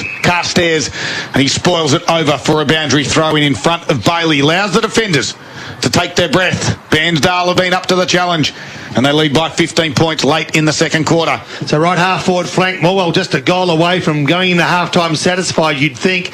Ball thrown back in. Ben's done to attack, mind you, I should say, as Carstairs couldn't grab the ball. Who could? This bloke can. Austin Hodge, a kick threatens the 50, and Cooling takes the ball out. Nicely done. Not sure that I've mentioned, but he's the son of Vanessa, and he sees the ball out 60 metres out. I had a little bit of... Well, we know that. Yeah. Probably... About 8 seconds of input. That's a marathon. So we've got a blood rule, and it looks to be Cooling coming off. He actually might bleed like you, nose. He does too, yeah. Son of Daryl comes off with an injury. Someone's obviously sniping him. Boundary throw, 27 minutes gone. Second quarter. I'm not enjoying my co-caller this afternoon. White just grabbed it out of the ruck. Put it in, and Dennison takes the mark, front spot. You've got to be ready for those, Box. You do, and Taylor's complaining about the kick in, but Taylor was stuck behind and didn't even get a hand around for the spoil either. It was a good mark in the end because they were pretty tight together, but now he's got to kick it. Now, can someone please kick through the football? Well, how many shots have we had from this exact spot, Boxer? We've had half a dozen at least. And we've had, what, 1, 2 goals? One goal. One goal. So can Nathan Dennison buck the trend? 27 minutes gone. He comes in, rolls around to the right, and then puts it back over the goal umpire's head. You think Paul Carter was a full forward because he did get that angle around for a right footer. It just gives you that little bit more oomph behind the ball, and that went through about halfway up goal post, but it went straight over the fence. So a great finish there for the Redlegs, and a goal that the ball side just did not need. And a goal that actually means Bairnsdale's won this quarter, I'd say, because it's now a 21-point lead, up from 17 at quarter time, and Bairnsdale on the Carpet Country scoreboard at 9-5-59, leading all 5-8-38. Thanks to the great man Brian Chapman for the update for the match of the day in the Mid Gippsland Footy League. Ballara, half time it is there, and it's 5-9-39 to Ballara to Tarwin 3-3-21. Jeebus, settle down, mate, out there. I'll tell you. There's Boxers having a crack at the Bairnsdale supporters, but they're up and about. They lead it by 21 points, closing in on half-time. The Tigers go forward through whack, barrels it upside down, drop punt towards Mutual. It bounces. McDonald's there. Toe poked it out. They're up for the challenge of the Redlegs. Now Mutual swoops on it, gives it to Bailey, left foot, right spot, and puts it through. And the Tigers answer in red time of the second quarter through Boyd Bailey. I tell you, young Wax probably been Moore's best player this quarter as well, and he's just the ability to, at ground level, for a kid that tall, he's just running back to the middle of the ground now. He's given him inside 50s this quarter an abundance of times, and the more you get it in there, the more chances you got to score, and Bailey finished it off for the Tigers. And that goal means that Morwell have won this quarter, taking 17 back to 15. It's 6-8-44 Morwell, 9-5-59 Bairnsdale. So the dying seconds of the second quarter in our match of the day, thanks to Atlanta Energy. Ball thrown down. Wack couldn't get a tap. In fact, neither ruckman could. McKenna fights hard, but he can't get a handle on the ball. So it's just short of Bairnsdale's centre half forward position. Kicking to the right of your radio, the visitors, and leading, as Paul Carter just told us, by 15 points. Nice tap down it was by the big man in Josh Wykes, and he finds a teammate. He can a quick kick forward inside 50. It's all Morwell, and it's Hearn that takes the mark. Plays on quickly, nicely done. Can the Tigers make something in the dying seconds? They're going to go long, looking for Musil. Gets a favourable bounce, and he's taken high too, so he'll get his chance. He plays on quickly. Hillier's the player. He gives it over the top to McDonald, who can do likewise and find a forward. No, goes over the top of Noblet's head. Play on's the call. The Redlegs, they'll settle if they can find a man they can, and that man is Andrew Nelson. So defensive back pocket, 30 minutes have ticked over in this second quarter. Great to have your company on TRFM, wherever you may be. We've got listeners right across the country of ours. The Palutros are up in far north Queensland, loving life. They're on a travelling party of about 50, well-known name in Morwell here. They'll be tuning in as we speak this afternoon. Not quite happy with the result at the moment. They are Tiger supporters. They trail by 15 points, but then they get one late in this quarter. Wack missed the handball to Walsh. He goes back to get it, does Walsh. Now Hillier gets it. He's been busy in the second quarter. They're going to get a shot. I think they will.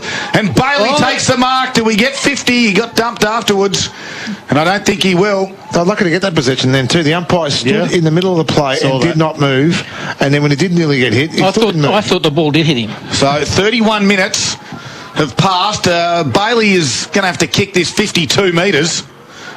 A bit too far for Boyd.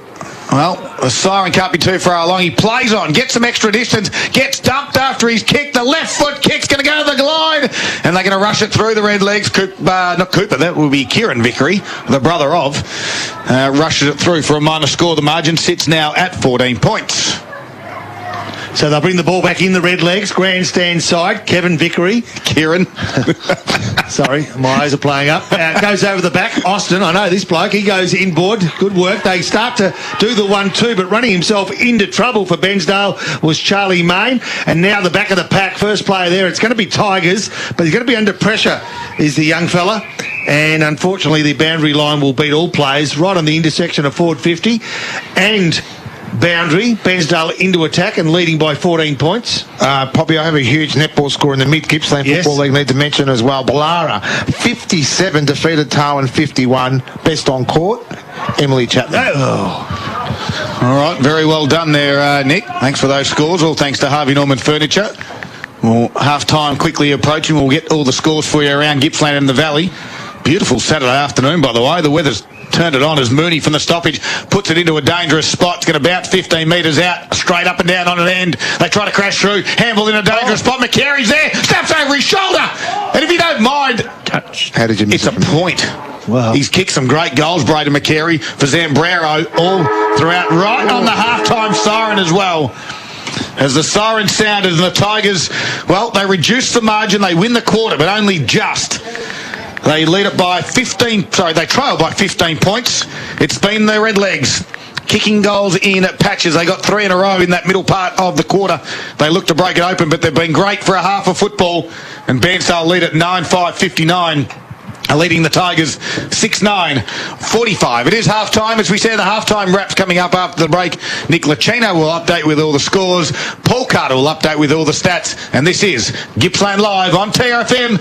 All thanks to Harvey Norman Electrical Gippsland.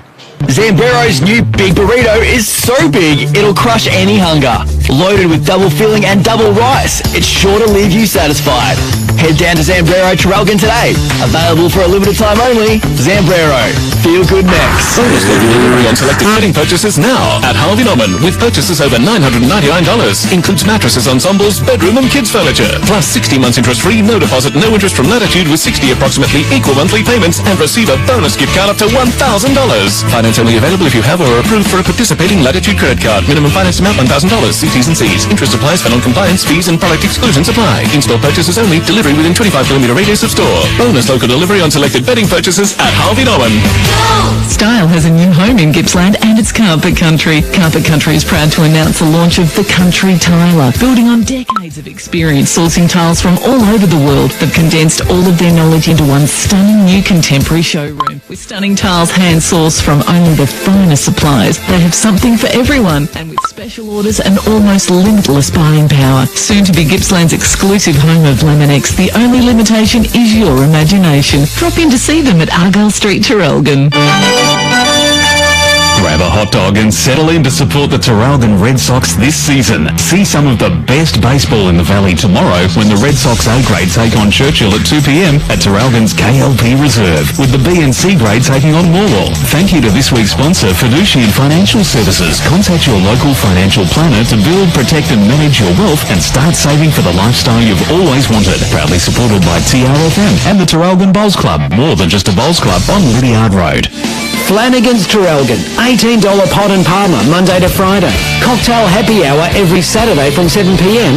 and a new winter bistro menu now available. Catch all the live sport and every UFC fight on the big screen at Flanagan's.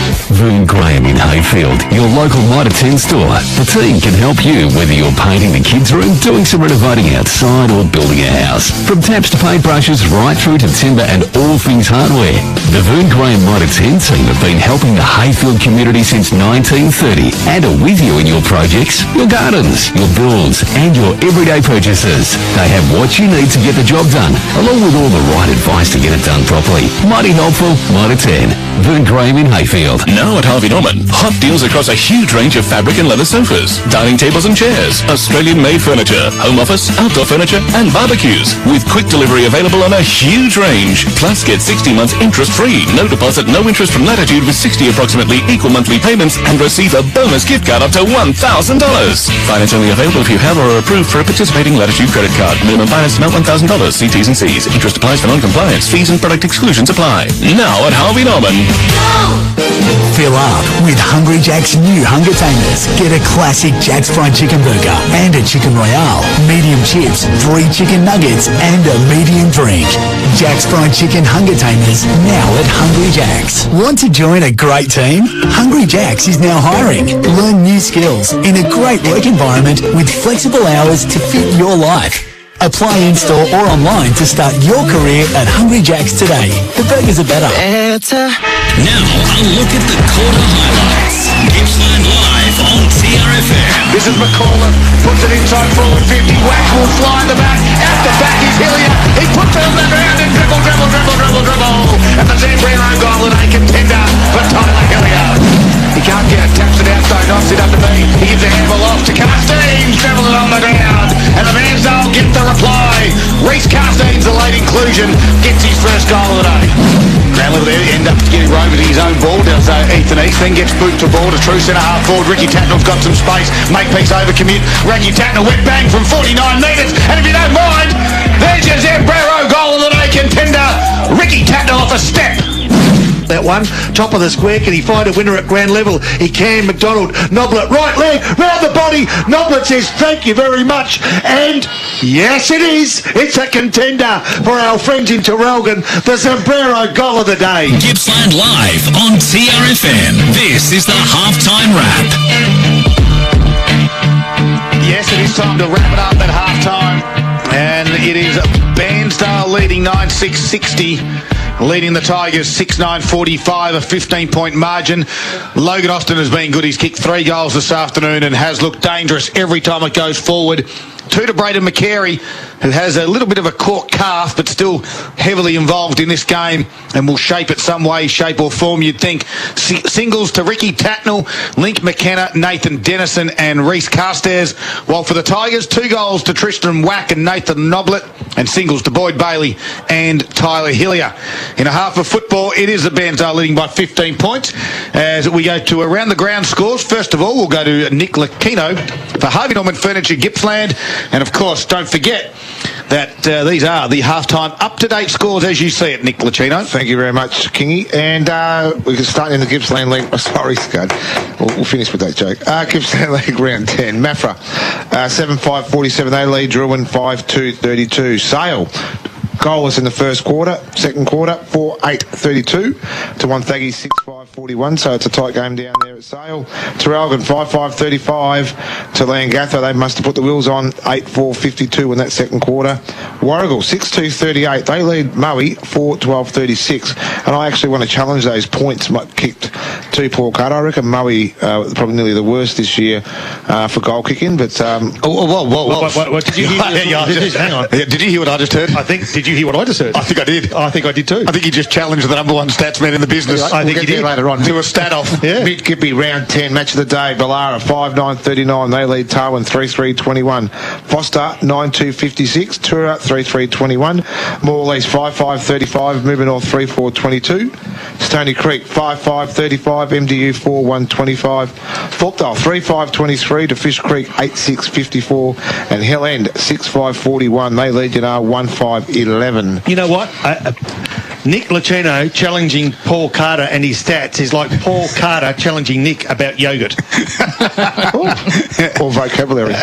No, not quite that, Box. I think Paul's got you covered there. Hang on, I've just got to do one more crossover to North Gippy. Yes. Thanks for the scores on your page, not because I don't have any. No, Churchill 3-4-22. They lead Rosedale 2-7-19. And the Yallourn North game, Scott, only got 9-6-60 and Seoul City were... that was half-time, and I'm just trying to get the score there for you. I did have it half through. It was Yallourn North 9-6-60, Seoul City 5-4-34 at half-time. Thank you very much. Of course, around the grounds, all thanks to Harvey Norman Furniture, sofas, tables, chairs, home office, you name it, barbecues, all at a great price at Harvey Norman Furniture in Gippsland. Here's some of the key stats for Gippsland Ozuzu Ute. Paul Carter, the number 1 stats man in the business. Once again, the inside 50s went Moore's way, 14-13, the same as the first quarter.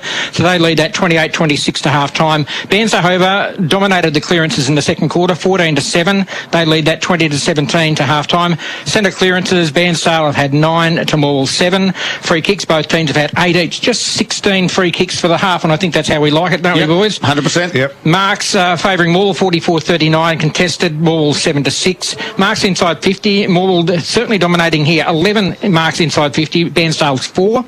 Set shots, Morwell have had 6 set shots for 2 goals 4. Bairnsdale 4 set shots for 3 goals 1. Their overall score, Morwell's kicked 4-8 from turnovers and 2-1 from stoppages. Bairnsdale kicked 5-4 from turnovers and 4 goals, 1 from stoppages. The Battle of the Ruckman, Dan Musil, 11 hit-outs, Tristan Wack, 8 up against Josh Wykes, 13, Ethan East, 6. So when you add up, that's 19 apiece, so it sounds pretty fair. Individually, Cody McDonald, another 7 disposals in the second quarter. He's had 20 disposals to half-time, 14 kicks, 6 handballs, 4 marks, 1 clearance and 6 inside 50s. Brandon McAuliffe, another 7 disposals. He had 16 to half-time. Boyd Bailey, 8 in each quarter. He's also on 16 to half-time. Tyler Hilliard has 13. Tyler Brown, 12. James Jacobson, 10. Dan Musil, 9, Nathan Noblet, 8. For Bairnsdale, their main stat winner is 8, Austin Hodge, Ricky Tatnall and Logan Austin. On 6, I've got Liam Gio, Simon Deary and Nathan Dennison. Well, that wraps up our half-time wrap. One more thing. Morwell have kicked 75 goals, 105 behind so far this year, for a percentage of 41.67. They are sitting 10th on the ladder.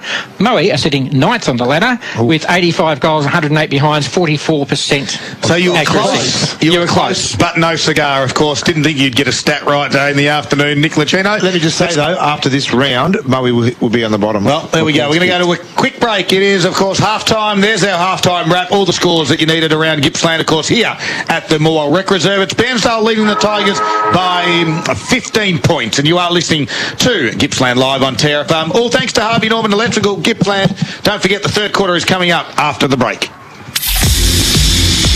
Your next Macca's run could do more than fix your hunger. It could win you a share in almost $4,000. We want you to drive through for cash. Simply head to the drive-thru at your local McDonald's Gippsland restaurant. Scan the QR code when it's safe to do so and get your name into the draw to win the daily cash giveaways. Drive through for cash. Thanks to McDonald's Gippsland Restaurants and TRFM. Now at Harvey Norman, save $300 on Fisher & Paykel freestanding cooker. Huge value at $2,298. Save $949 on AEG 9kg front loader and 8kg heat pump laundry package. Hot price $3,599. The Barista Express charcoal coffee machine by Breville. Great deal, $599. Or LG Neo Chef 42-litre microwave oven. Hot price $279. Save $50. More great deals on now at Harvey Norman. G'day, can I help you? Yes, I hope so. I'm digging a trench in our backyard, so I need one of those machines that goes cook. Oh, you need an excavator. Excavator, right, if you say so. And then to flatten out the dirt, I was thinking one of them doon thingamabobs. That'd be a whacker plate. We know which piece of equipment you need for your project, even if you don't. We hire them too. Mini loaders, drum rollers, tipper trailers and more. See you soon. Gippsland, Wacker, Noyson and Latrobe Valley Forklifts. Visit lvforklifts.com.au. Vern Graham in Hayfield, your local R10 store. The team can help you whether you're painting the kids' room, doing some renovating outside or building a house. From taps to paintbrushes right through to timber and all things hardware. The Vern Graham R10 team have been helping the Hayfield community since 1930 and are with you in your projects, your gardens, your builds and your everyday purchases. They have what you need to get the job done, along with all the right advice to get it done properly. Mighty helpful, Mighty 10. Vern Graham in Hayfield. Transform your home with Amart's end of financial year sale on now. Save up to 50% on a range of stylish sofas, quality dining and more. Hurry, offers end June 21st at Amart. You hit the road early, it's a long drive, and you're starting to get a little weary from the sun in your eyes.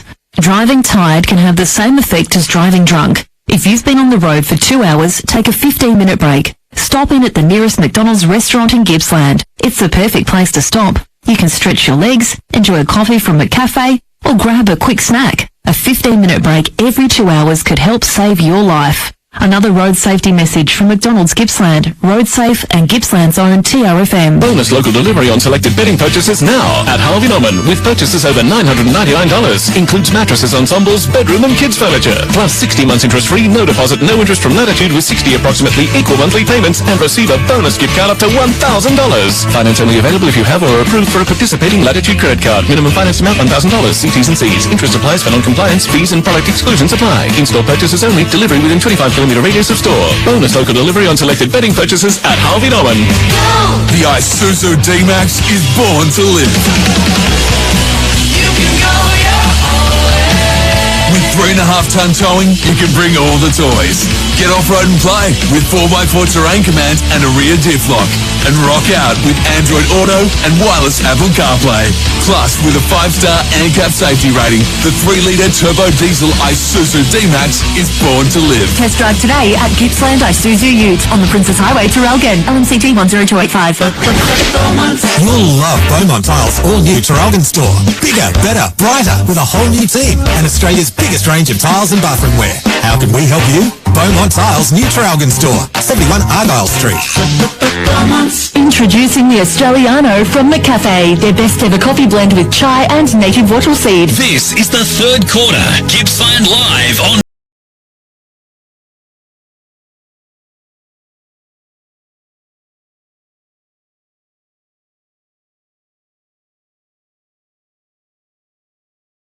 Don't forget, chicken just went from delicious to deluxe with the new Chicken Deluxe range at McDonald's. Together and loving it. It is half-time done and dusted. Great to have your company. He's left the horn there on its own. Well, go get it. Go get the horn, because we don't want to hear it.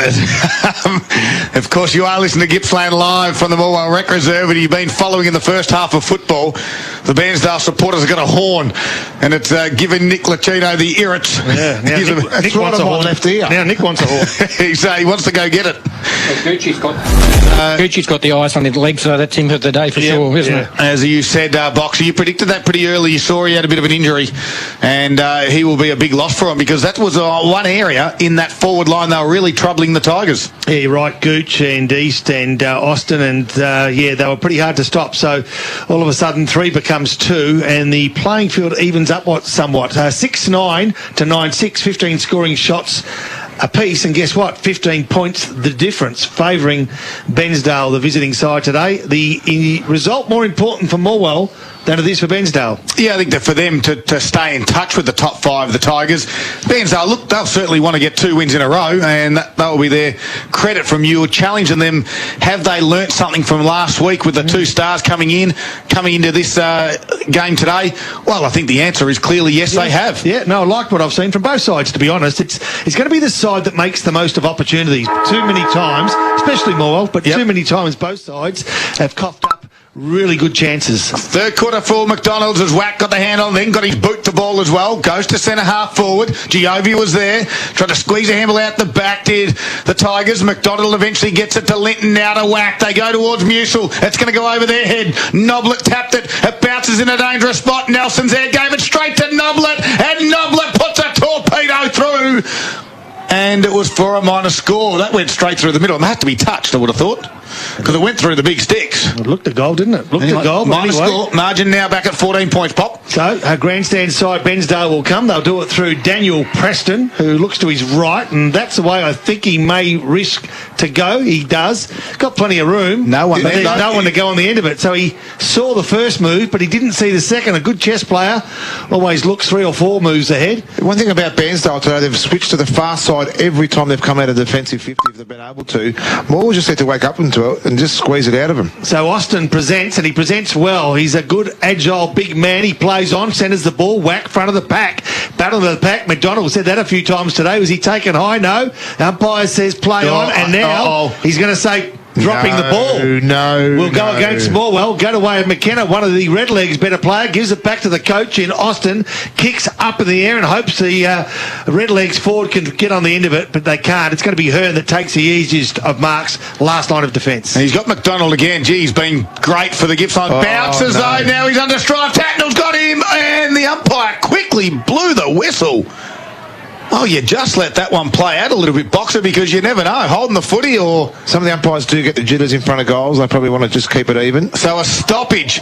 Dangerous spot this time. Now he gets his chance, does McDonald, and nicely done to Cohen Campbell. So McDonald's continued on his winning ways. He's had another 2 touches to add to his 20 in the first half of football as Cohen Campbell looks and assesses, decides to go backwards to Grant. He's in his defensive back pocket. The Tigers trail by 14 points. Inboard kick again. Missed the target. They're stuffing around with it inside defensive 50, the Tigers.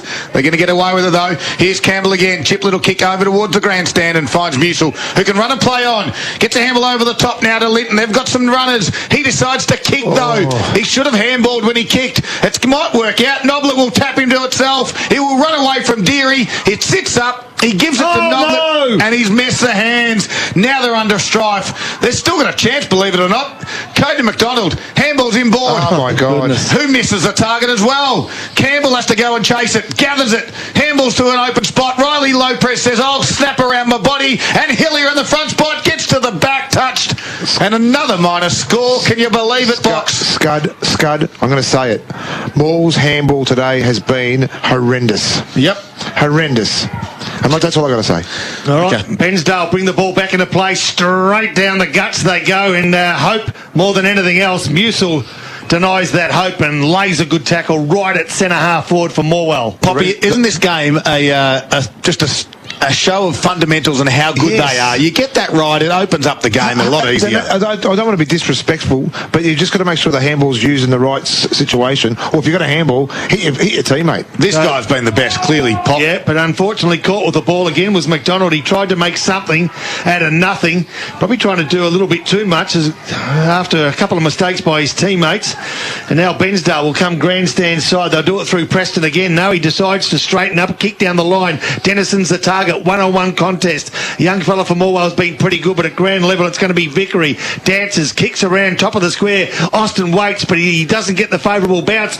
Who does? A kick around the body by East. Will it go goal side? I reckon it will. And Morwell missed what they should have taken, and Bairnsdale get what they had no right to get to. And the horn's back, Box. I'll tell you. I know, I'm going to plug that in a minute. But can I just say that okay, I can't do it, Scud. Keep going. No, the thing is, it's those errors that Morwell are going to start to ruin. Those turnovers. I'd love to know what goals they've created from turnover. We may be able to get that later on. But every time Bairnsdale have gone in from errors from Morwell, they've actually scored. Every time Morwell have gone in, they had to work really hard for those goals.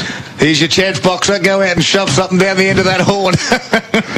I've got to get something. A 19-point lead to Bairnsdale, the 4-minute mark of the third quarter. Ball back in the middle. McAuliffe grabs it out and kicks it straight inside forward 50 for the Tigers. Big pack, Musil at ground level. We'll give it off to the run of Campbell. Chips the kick over the top. Can't quite find Lopez. Coming through the other way. Nicely done. Byron Vickery gives it back to Park. His handball missed the target of Deary. Goes. Campbell collared him in a tackle. Musil swooped on it. Here's McDonald. Gives a handball to Noblet with open space and time and pushes it across the face of goal. And another minus score. Had more time there. Had more time, and he sort of, because he's a left footer, he swayed to the left, and the ball kept left all the way through. So, someone just. Oh, here we go again. Oh. And again, they rush the kick as Bailey put it on its way, and Stewart takes the mark inside the goal square. So they're just rushing their opportunities, having shots on goal. The margin sits at 18 points. Oh, and again, there's another turnover. This time, the Tigers make them pay. Riley Lopez, a comedy of errors from the defensive six of Redlegs. And eventually, the Tigers get a goal against the trend. Yeah, the efficiency rate so far now for both sides this quarter is probably around the 10% mark. But Riley Lopez, fantastic. He kept his feet inside 50, and he's got a strong body, and it snapped a goal that Morwell really needed now to keep themselves in this game. And it's incredible that the amount of errors that Morwell have made so far this game, and they're only 2 goals behind. And that is at the 6-minute mark of the third quarter on the McDonald's Gippsland scoreboard. Bairnsdale 10-6-66, leading Morwell, who are 7-12-54. All right, so the ball back in the centre of the ground. Morwell need to go back-to-back here, you would think, with Wack back in there and also the young fella in Cody McDonald.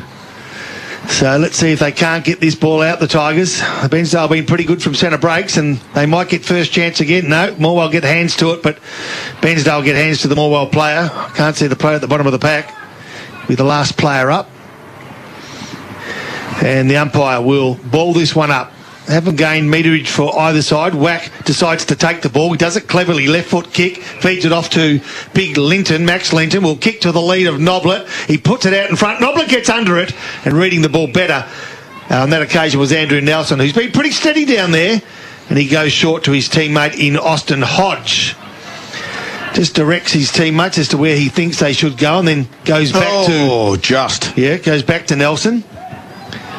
They're trying to spread Morwell, who are pressing forward. There's 34 players forward of centre, and they're just starting to drift back now.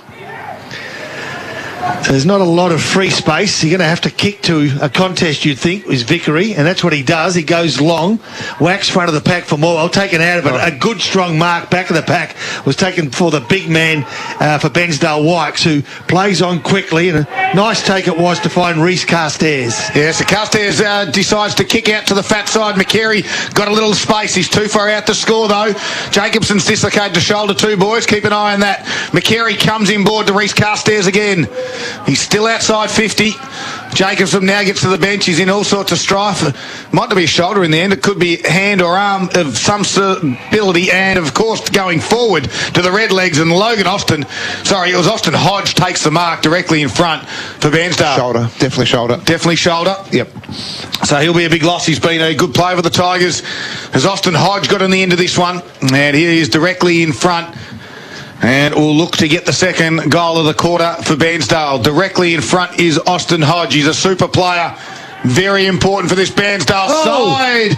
And he's put it through the middle of because it just stuck inside the left upright. They just have that little bit of quality inside 50, don't they, Bairnsdale? They're just able to capitalise on the ball coming inside. When you've got McCary, Hodge, the coach as well, they've got some really big talent in there too. And then I've left out Ethan East as well, who can bob up too. But, if Morwell can just refocus now here, let's just put a bit more of a stranglehold on Bairnsdale for the next 5 minutes. Anything can happen. And it's a 18-point lead to Bairnsdale at the 9-minute mark of the third quarter. McDonald's Gippsland scoreboard has the Red Legs 11-6-72, leading Morwell 7-12-54. So the margin was 17 at quarter time, 15 at half time. Now it's 18 points. They need to eat into this margin as we head towards three-quarter time. We're still 10 minutes only in of this third quarter. Ball thrown up, and it'll be thrown up again by the umpire. No player either to get a clear passageway through. Brandon McAuliffe was the player for Morwell who had the ball. That was tackled. So again, it'll be Wack that does the ruck work. He's beaten quite convincingly. Can they win the ball out? McKenna tries to bust his way through but can't. Wack, who's been good and solid all day, lays the tackle. He's kicked goals, he's rucked, he's taken marks, and he's tackled well. Now Musa will have a go as Wack goes forward. He works his body well and gets hands to the ball. He went searching for McAuliffe again. Again, the ball can't find a clear passage through for either side. And just around the grounds quickly for Gippsland, Harvey Norman Furniture, and it is Port Adelaide 12-9-81. They lead the Swans 7-10-52. Good tap by East, got it out into the open area. Coming the other way was McKenna, and no one can win it. We'll have another stoppage inside the centre circle, just about. 10.5 minutes gone, third quarter. All thanks to McDonald's. Margin sits at 18 points in favour of Bairnsdale. East again got a hand on it. Coming off the back was Dennison, quickly to Carstairs. Now to Hodge. He got ran down on the tackle from Wetherill. They drag it in again. The umpire's quick on the whistle. Stoppage. True centre wing. Grandstand side. Tigers are all one-on-one. Bairnsdale in their back half for one-on-one. Lots of numbers around this stoppage. Musil got the tap. Hodge was going nowhere. We'll do it again. Another stoppage, Paul. And not many clearances. No. So East, this time, got high. Didn't get a hand on it there. Hodge fell to ground. Got a handball, though. Was picked off by Bailey. Gave it to Lopez. Got numbers inboard. Linton gave it back to Bailey. On the left foot, runs on. And from 40 metres. That's a great stoppage goal from the Tigers. And that's a much-needed goal as well. They get it back to 12 points now. Yeah, the best player of the day they've had to go from a stoppage point of view. It makes a difference when you're on the move, when the ball comes through. And makes a big difference when you hit your targets with your handballs. Absolutely. And that's what we've been speaking about all day. You don't have to have 14 or 15 link-up handballs to get forward. No. The 1-2 kick normally works, sometimes a lot better than that. And it's a 12-point margin. On the McDonald's Gippsland scoreboard, we're at the 11-minute mark of the third quarter. Bairnsdale 11-6-72, leading Morwell 8-12-60. The Australiano coffee now in McDonald's, made with the best ever McCafe coffee blend with chai and native wattle seed. I've got a mate that drinks chai, and he's listening right now. Really? There you go. Head along to McDonald's. Brian Chapman. Right. No, he should head along to McDonald's. They've got a great chai latte going on as this. No one wins it from the middle. Wax down, though. Keep an eye on him. Now Hillier drives it out of the middle to the leading forward. Linton can go up and mark. They go back to the middle. I think he might be the ruckman of Bairnsdale. Go there as well and tap him, and I think it could be a knee, guys. No. No, you might be right. Boxer might be okay. No, I think it's all good. Might have been a bit of shock. Obviously, something did happen, and he may have panicked a little bit, but he seems to be okay. Let's have a look if they can get the goal. Linton puts it on its way. He lights it off the boot. Here we go. And the Tigers get it back to within single digits. And Poppy, it happened again. They got the ball out, one handball, kick inside, a forward playing in front. Just makes a lot of difference. Just bring it back to the basic game of football for a little while, rather than trying to overuse the footy.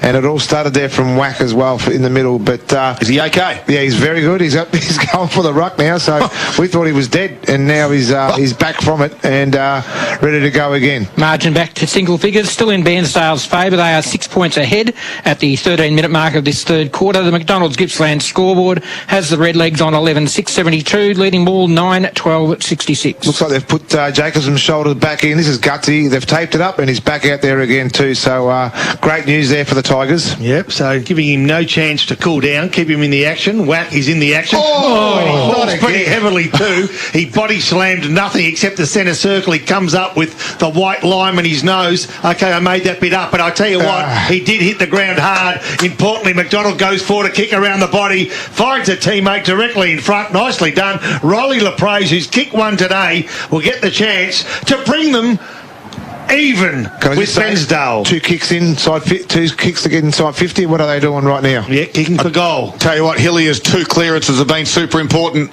They were very good in that passage of play. So the Tigers will have the chance to even this match up. A kick from 35. Looks okay off the boot. It may pull left. It has pulled left, so I don't reckon Morwell have led at any stage today. First point of the game. The first point of the game, and outside of that, it's been Bairnsdale by a margin. They've kept it at arm's length for a lot of the day, Boxer, but right now, that pressure is building on the arm of Bairnsdale.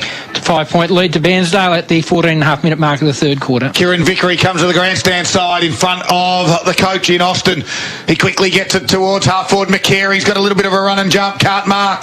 Play on to the umpire. East has got one all inside 50, and it gets to Dennison. He'll quickly turn and play from 50, put it across the face of goal, and it might not even score in the end. It goes over for a boundary throw-in. I think we're taught fundamentally is where you run to kick is where the ball's going to go. Yeah, he had Gio running alongside him too that could have ran for another 10 or 15 metres, but he backed himself in, and on this occasion it didn't pay off.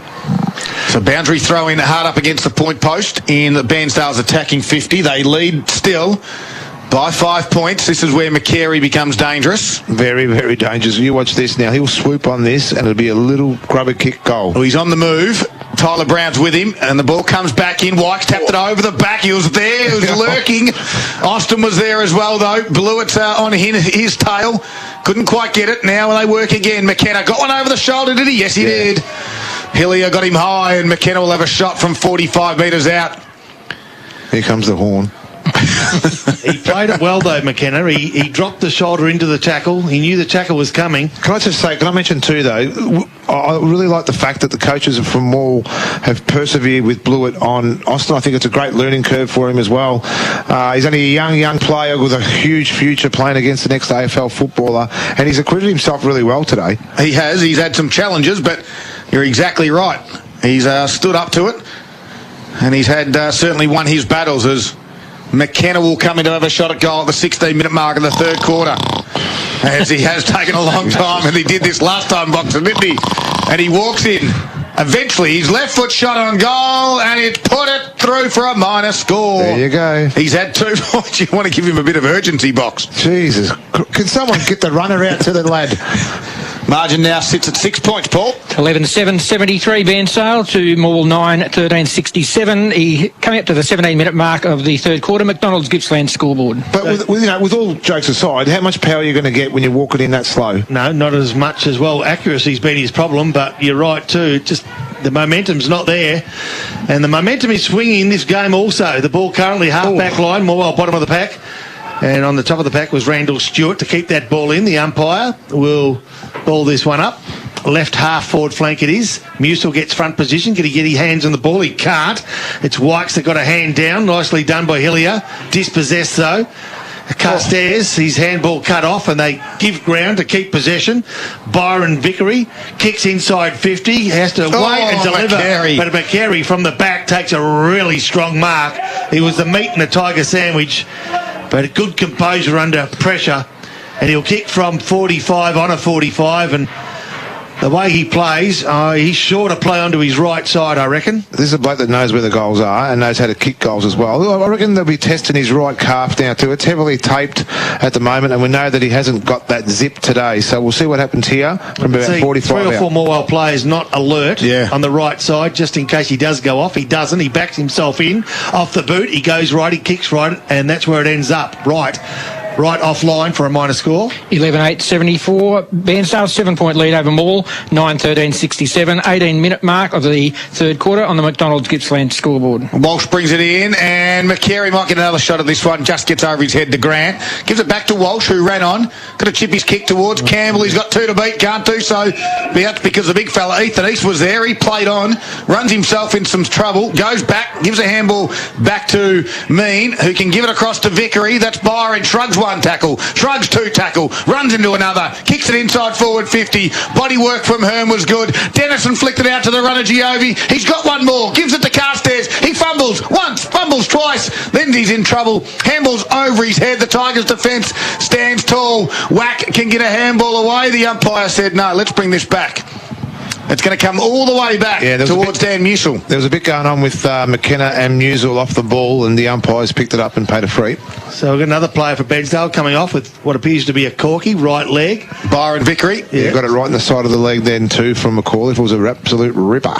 So that was sort of a late bump after he kicked the ball into forward 50. Now Tigers try to build from the last line of defence. They give ground, and from full back now they go down the corridor. It's a risky kick, but it was a good kick. So Ryan Hearn gets it, plays on nicely, and here we go. They might be able to run this way all the way down. They need to move the ball quick, and they do. Now they've got one, and it's Cooling, the son of Daisy Pearce, adopted by Daryl and Vanessa, goes inboard, nicely done. And the Tigers go from right to left, but they've put themselves under pressure. Oh, McDonald got hands to it and could have had a good mark and a kick for goal from 35 metres out in a slight angle, but he went through his hands, and now the ball up will take place. I just don't get why they played basketball on the top of the 50 when you had all your forwards leading, and by the time the ball come inside 50, they're at the top of the 50 themselves. From the stoppage, can they get one here? Gets squirted out the back. Preston was there for the Redlegs. Kicks around his body, gets it outside 50, but Walsh with some good body work. Now they present up, goes towards McCall if he can mark at the 45 metres out. And he looks to pass it off. I don't know if he's got the distance in him. They want to see some forward action. He's looking for the option. Now there's no one really presenting. McDonald does. Bailey's there if he wants. He chips it towards Bailey at his toes, though. It might work out. It's going to get to the back. Here's Jacobson. Took on the tackler, lost the footy over the boundary line for a boundary throw-in. 20 minutes are gone. Margin sits at 7 points. We've got a game on. Errors again, Scud. Just that dribble kick that was not effective. Well, you knew that he wanted to pass it off. Well, why don't you just put it to the top of the goal square? Fair enough. There's Whack in the front spot, taps it over the back. Here's Hodge, got a rush kick. Can they get it back in? Walsh did well, tapped it towards Hillier direction. Coming the other way was Vickery, and he's away. Kieran Vickery has one bounce, now drives it towards the wing area. It's 1 on 2. McCary's the one. Brown closes, and McCary uses a boundary as his friend and allows him teammates to come and reset. Boundary throw in, 21 minutes gone. So when in doubt, you put it to the top of the square. You give your small forwards every opportunity to try and score. It's a far side of the ground, late into the third quarter. Big moments for Morwell Bowling Club. Pot and Palmer night every Saturday night. That's tonight. The orchestra's got bigger here. They've got a guy here now with a trumpet. He's sitting there with a trumpet. Well, we're going to have a full band in a moment As they win the stoppage, Lopez gave it to Noblet, who flicked it onto Grant, whose chip kick's going to be turned over. And Mooney, well, he's got one on the near side. That's the grandstand side. It's O'Connor. He can mark. He can turn and wheel and go. And he gets it in the direction. Hearn's in the right spot. Austin will fly. Good work by Grant again. Hamble to Musil. Hamble to Brown. Kick from Brown goes towards Jacobson, who's had a dislocated shoulder. Put back in. Strapped up, but he's back out there. And a nice little kick. Found Bailey. He can chip the kick towards Cooling. You dropped the mark that he should have taken. You are certainly he's grounded. Not my son anymore. And the ball now in a stoppage as Musil put on the tackle. It wasn't that bad after all. 22 minutes gone. Margin sits at 7. The Tigers are pressing. They've got 3 goals to 2 in the quarter. And Bairnsdale are being challenged. They've led for all but 1 minute of this game.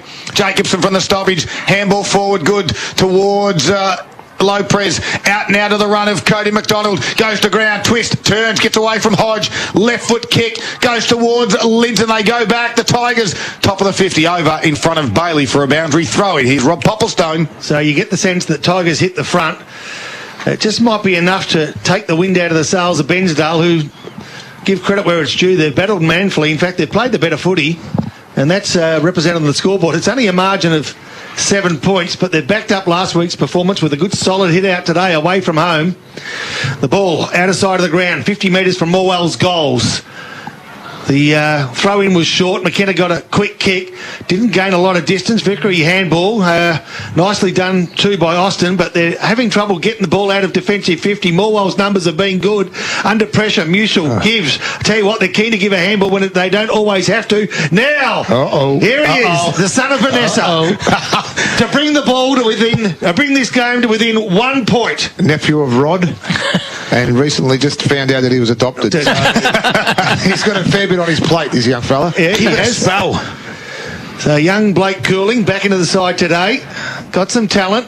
Will kick from 45, on a 45. Pretty confident, not thinking about it. Just run straight at goal, off the boot, looks good, and just fades to the right.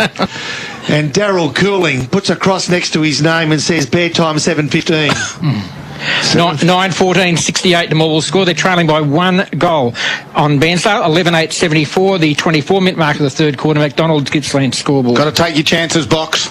Mate, you have to. And, you probably need to go sit with him and have a good chat, I think. Well, comes in towards Hodge for Bairnsdale. Chips it over the top. Neatly done. He's been good. Has Austin Hodge. He found McKenna on his defensive 50, just shuffles it back to Hodge. Flat-footed, though. Don't really like the handball. Didn't get much penetration. The Tigers. Walsh takes the mark on the wing. I reckon Cooling's going to kick a goal before this game over. There you go. There we go. I reckon he's a mismatch down there for them at the moment. Here's Wack. Wack goes forward. Oh, here we go. Cooling needs to work real hard, or Wack might go himself, and Wack went himself and went... No, last line of defence, they give it up again, a kick around the body, has it marked, has it goal, Boyd Bailey has, they're within... Zero. It's a draw. What a great call there, Poppy. But it's that man Wack again. He's been huge this quarter. He's done it from both ends of the ground and put that ball inside 50. He nearly pulled off a miracle goal himself. But who's been fantastic down forward for Morwell has been Lopez. He's contesting down forward and being able to use that handball then to allow Bailey to get his second for the quarter. And that takes Bailey to 3 goals for the match. And at the 25-minute mark of the third quarter, the scores are all tied up on 74 points apiece. Morwell 10-14 to Bairnsdale 11-8, and that's on the McDonald's Gippsland scoreboard. Well, what a great game of football we have. It was Bairnsdale early. The Tigers have fought back. We're closing in on three-quarter time. It is the third quarter, all thanks to McDonald. Wack this time just goes up unopposed. Hodges being good in the middle. Handballs back to Tatnell. He gets it over to Kieran Vickery. Now he gives it across to the run. This is George. Left foot chip, little kick. Nicely done to Giovi, who can just push back off the mark. The forwards lead in the same direction. Jovi sort of plays on and runs himself in a little bit of trouble. Just kick and hope. And then puts a hand up, does Blewett, had a hand there. Makepeace was good, gave it to Blewett. His kick around the body, though, didn't get too much purchase on it. Mooney, chip kick, inboard, found him. O'Connor. And Damon O'Connor who just cramped up at the crucial stage. Hasn't got the leg to make this. Weatherall's got a knee knock as well. He quickly plays on, kicks it towards the fat side. Over the back, the Tigers, Carmen Hearn takes a strong saving mark. He's been good today, Scud. They quickly play on. Brown gets it inboard towards Lopez. And now Lopez looks to the far side. He'll look for the big ruckman in Musil. Tatnell's in the front spot, but Musil did well. Dropped the mark, though, but had plenty of time. Swings around, handball across to McDonald. He can twist and turn. You know, he's got a little bit of ability, and he gives it back to Musil, who runs on. He gets around one, shrugs the tackle of Tatnell. Handballs back to Cody McDonald. They're still on the wing. McDonald goes towards. Nicely done. And Lopez has been busy. Riley goes inside forward 50 in the direction of Cooley, who can't mark. Comes to ground. Now Stewart was back there. Handballs back towards the defence. This time it's in the hands of George. He relieves some pressure. Lopez has been good. Handballs to Bailey, who just gets shoved off the football. Good run from the back.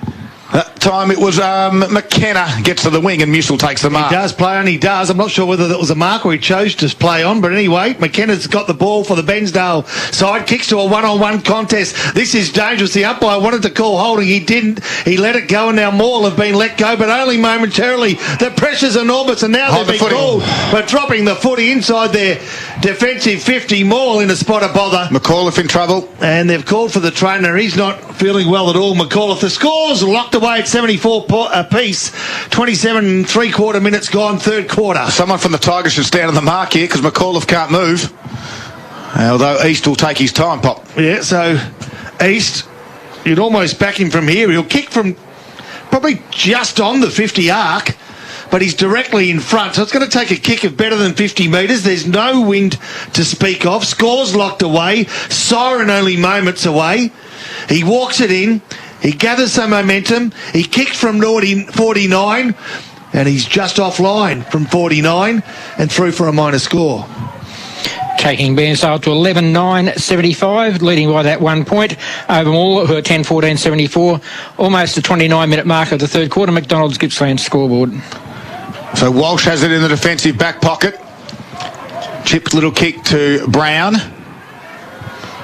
And right in front of the can bar, the Legends bar at Morwell. Brown decided to keep it close to the boundary line. Grant will be the target. Couldn't quite mark it over the back. Nicely done by O'Connor. His left foot kick around the body. Walsh will stand and mark in front of Charlie Mean. He wants to go down the switch, but there's nowhere to go. Now he comes inboard. Could be a turnover. Putting one hand up was McKenna, but Wack will attack the football. Good work by Preston. Shuffled to McKenna. Got tackled. Quickly Vickery was tackled as well, and we'll get a stoppage on the wing. 29 minutes gone. And we have a margin. Bairnsdale. As the two rucks will do it, East and Wack got a hand on it. Good work by Hodge, quickly wins it, kicks it towards half forward, gets out the back. Here's Damon O'Connor, his low kick towards Hodge. Good spoil by Blewett. Helping it out there was Makepeace. This is Jai. Handballs to Grant, who goes back to Blewett under pressure, gets his handball away. McDonald's being quick and busy all afternoon. Down the line, it's going to get over the back, and Vickery will take the mark right on the three-quarter time siren. And we have a game on. We've got one to go here in the Gippsland Live Round 10 clash. And it is Bairnsdale leading by a point, 11-9-75. Leading the Tigers 10 goals, 14-74. This is Gippsland Live for Harvey Norman Electrical. Style has a new home in Gippsland and it's Carpet Country. Carpet Country is proud to announce the launch of the Country Tiler. Building on decades of experience sourcing tiles from all over the world, they've condensed all of their knowledge into one stunning new contemporary showroom. With stunning tiles hand-sourced from only the finest suppliers, they have something for everyone. And with special orders and almost limitless buying power. Soon to be Gippsland's exclusive home of Leminex, the only limitation is your imagination. Drop in to see them at Argyle Street, Traralgon. The hand-crumbed, perfectly crunchy, goldenous schnitzelus is often found resting happily in a wrap or roll, satisfying ravenous post-match hunger. There's only one habitat for such a delectable morsel, and that's Schnitz Traralgon. Now at Harvey Norman, LG 530-litre slim 4-door French door fridge. Now $1,699, save $300. Smeg Classic Thermo Seal oven, only $1,688, save $200. Hot price, Dyson Kinetic Big Ball Morwell Origin barrel vac, $399, save $200. Or save $1,000 on the Samsung 75-inch Neo QLED TV, just $3,495. More great deals on now at Harvey Norman. Grab a hot dog and settle in to support the Traralgon Red Sox this season. Baseball is starting tomorrow when 2 p.m. at Traralgon's KLP Reserve. C grade Thank you to this week's sponsor, Fiducian Financial Services. Contact your local financial planner to build, protect and manage your wealth and start saving for the lifestyle you've always wanted. Proudly supported by TRFM and the Traralgon Bowls Club. More than just a bowls club on Lydiard Road. I used to feel bulletproof on my farm. I thought, what could ever go wrong? Duncan, shall we try taking some steps out of the wheelchair? You never think it's going to be you, until it is. You can prevent accidents. You can prevent deaths. A message from WorkSafe Victoria. Zambero's new Big Burrito is so big, it'll crush any hunger. Loaded with double filling and double rice, it's sure to leave you satisfied. Head down to Zambero Traralgon today. Available for a limited time only. Zambrero. Feel good mix. Now at Harvey Norman, hot deals across a huge range of fabric and leather sofas, dining tables and chairs, Australian-made furniture, home office, outdoor furniture and barbecues. With quick delivery available on a huge range. Plus get 60 months interest-free. No deposit, no interest from Latitude with 60 approximately equal monthly payments and receive a bonus gift card up to $1,000. Finance only available if you have or are approved for a participating Latitude credit card. Minimum finance amount $1,000. See T's and C's. Interest applies for non-compliance. Fees and product exclusions apply. Now at Harvey Norman. Hear that? That's the beautiful sound of the Morwell Bowling Club Bistro. The perfect atmosphere for a post-win feed or a sorrow-drowning loss. Especially because Saturday is pot and parma night. Choose from the selection of yummy parma toppings. Only $20 every Saturday from 5:30 p.m. Includes a pot of beer, soft drink or a glass of wine. To make a booking, phone the club on 5134 3449. 52 Hazelwood Road, Morwell. Visit the website morwellbowls.com.au for other specials during the week. You'll love Beaumont Tiles' all-new Traralgon store. Bigger, better, brighter, with a whole new team and Australia's biggest range of tiles and bathroomware. How can we help you? Beaumont Tiles' new Traralgon store, 71 Argyle Street. Now, a look at the quarter highlights. Gippsland live on TRFM. Austin waits, but he doesn't get the favourable bounce. Who does? A kick around the body by East. Will it go ground goal side? I reckon it will. And Morwell missed what they should have taken, and Bairnsdale get what they had no right to get to. And the Horns back box. Let's have a look if they can get the goal. Linton puts it on its way. He lights it off the boot. Here we go. And the Tigers get it back to within single digits. For Harvey Norman Computers Gippsland. Save on HP, Lenovo and Acer today. 3 down, 1 to go. The final quarter is about to start. This is Gippsland Live on TRFM. Yeah, it is three-quarter time. We've got a great game on our hand. Bairnsdale have led at every change, although at three-quarter time now, they lead only by a point. It is 11-9-75 Bairnsdale. The Tigers putting on 4 goals, 5 in that quarter, 10-14-74. And they trail by a point. Boxer, you got some key scores for us around the grounds, all thanks to Harvey Norman Furniture Gippsland. And don't forget, hot deals on now across a huge range of Aussie-made furniture with quick delivery available, all at Harvey Norman Furniture Gippsland. Yep, in the Gippsland League, Mafra 7-10-52, Druin 8-3-51, tight one there. Sale 10-9-69, Wonthaggi 12-6-78. Traralgon 7-7-49 to Leongatha 11-4-70, and Warragul 8-5-53 are putting it to Moe 7-14-56. Continue on with mid-Gippsland. Yep, Ballara 7-11-53 to Tarwin 4-6-30, Foster 12-6-78, Tura 5-5-35, Morley 7-12-54, River North 3-5-23, Stony Creek 9-7-61, MDU 6-3-39, Thorpedale 5-8-38 to Fish Creek 12-8-80, and Hill End 9-5-59, they lead Yanar 5-7-37, and then in North Gippy, a couple of games there I can tell you about. Churchill 6-6-42, Rosedale 5-12-42, can't get much closer than that, Poppy. No, and that's a draw. The big draft, Carlton draft game at Gormandale 10-3-63 with the big rough. They're actually trailing now to Glengarry 13-11-89. Thank you very much. All thanks to Harvey Norman Furniture in Gippsland. Now some key stats for 3 quarters. Here's Paul Carter, all thanks to Gippsland Isuzu Ute. I'll just stick with the individual stats at the moment. Cody McDonald, another 9 disposals, 29 to 3-quarter time. Also over the 20 mark is Boyd Bailey. He's gone 8, 8 and 5 for 21. Brandon McAuliffe is on 19 disposals. Dan Musil, 9 disposals at quarter, along with another 3 hit-outs. He's up to 18 disposals. Tyler Hillier, 16. I think I've covered most of those there. Austin Hodge, 16 for Bairnsdale. Ricky Tatnell, 11, 9 to Liam Giovi, and Nathan Dennison leads the Bairnsdale. Just have a quick look at Tyler Hillier. I'm not sure he's out on the park, Boxer. I'm not sure. You'd think he'd be either starting or at least out in the middle of the ground, out in the forward line, if that was the case. So there might be an injury concern with Hillier, who had some really good clearances. But in this final quarter, Wykes just grabbed it out of the ruck, put it to the forward, and O'Connor, who takes the mark for Bairnsdale. He wants someone to present. He's too far out to score. Goes to Hodge, and he goes up. Sorry, it's Austin. And he couldn't quite mark McDonald. Squeezed a handball out to Jacobson. Right foot kick to the wings. Going to need to be a pinpoint one. And McAuliffe can't mark. Bairnsdale have got some numbers. Handball from Wykes. McDonald's been fantastic for the Tigers. They get some run and link up. Bailey will handball over the top to Cooling. He's just going to run onto it. He puts the afterburners on. It's a wobbly punt inside forward 50, but it might work because Noblet will roll on his left and have a flying shot at goal and miss and put it through for a minor score. 47 seconds in. Scores all locked up, Poppy.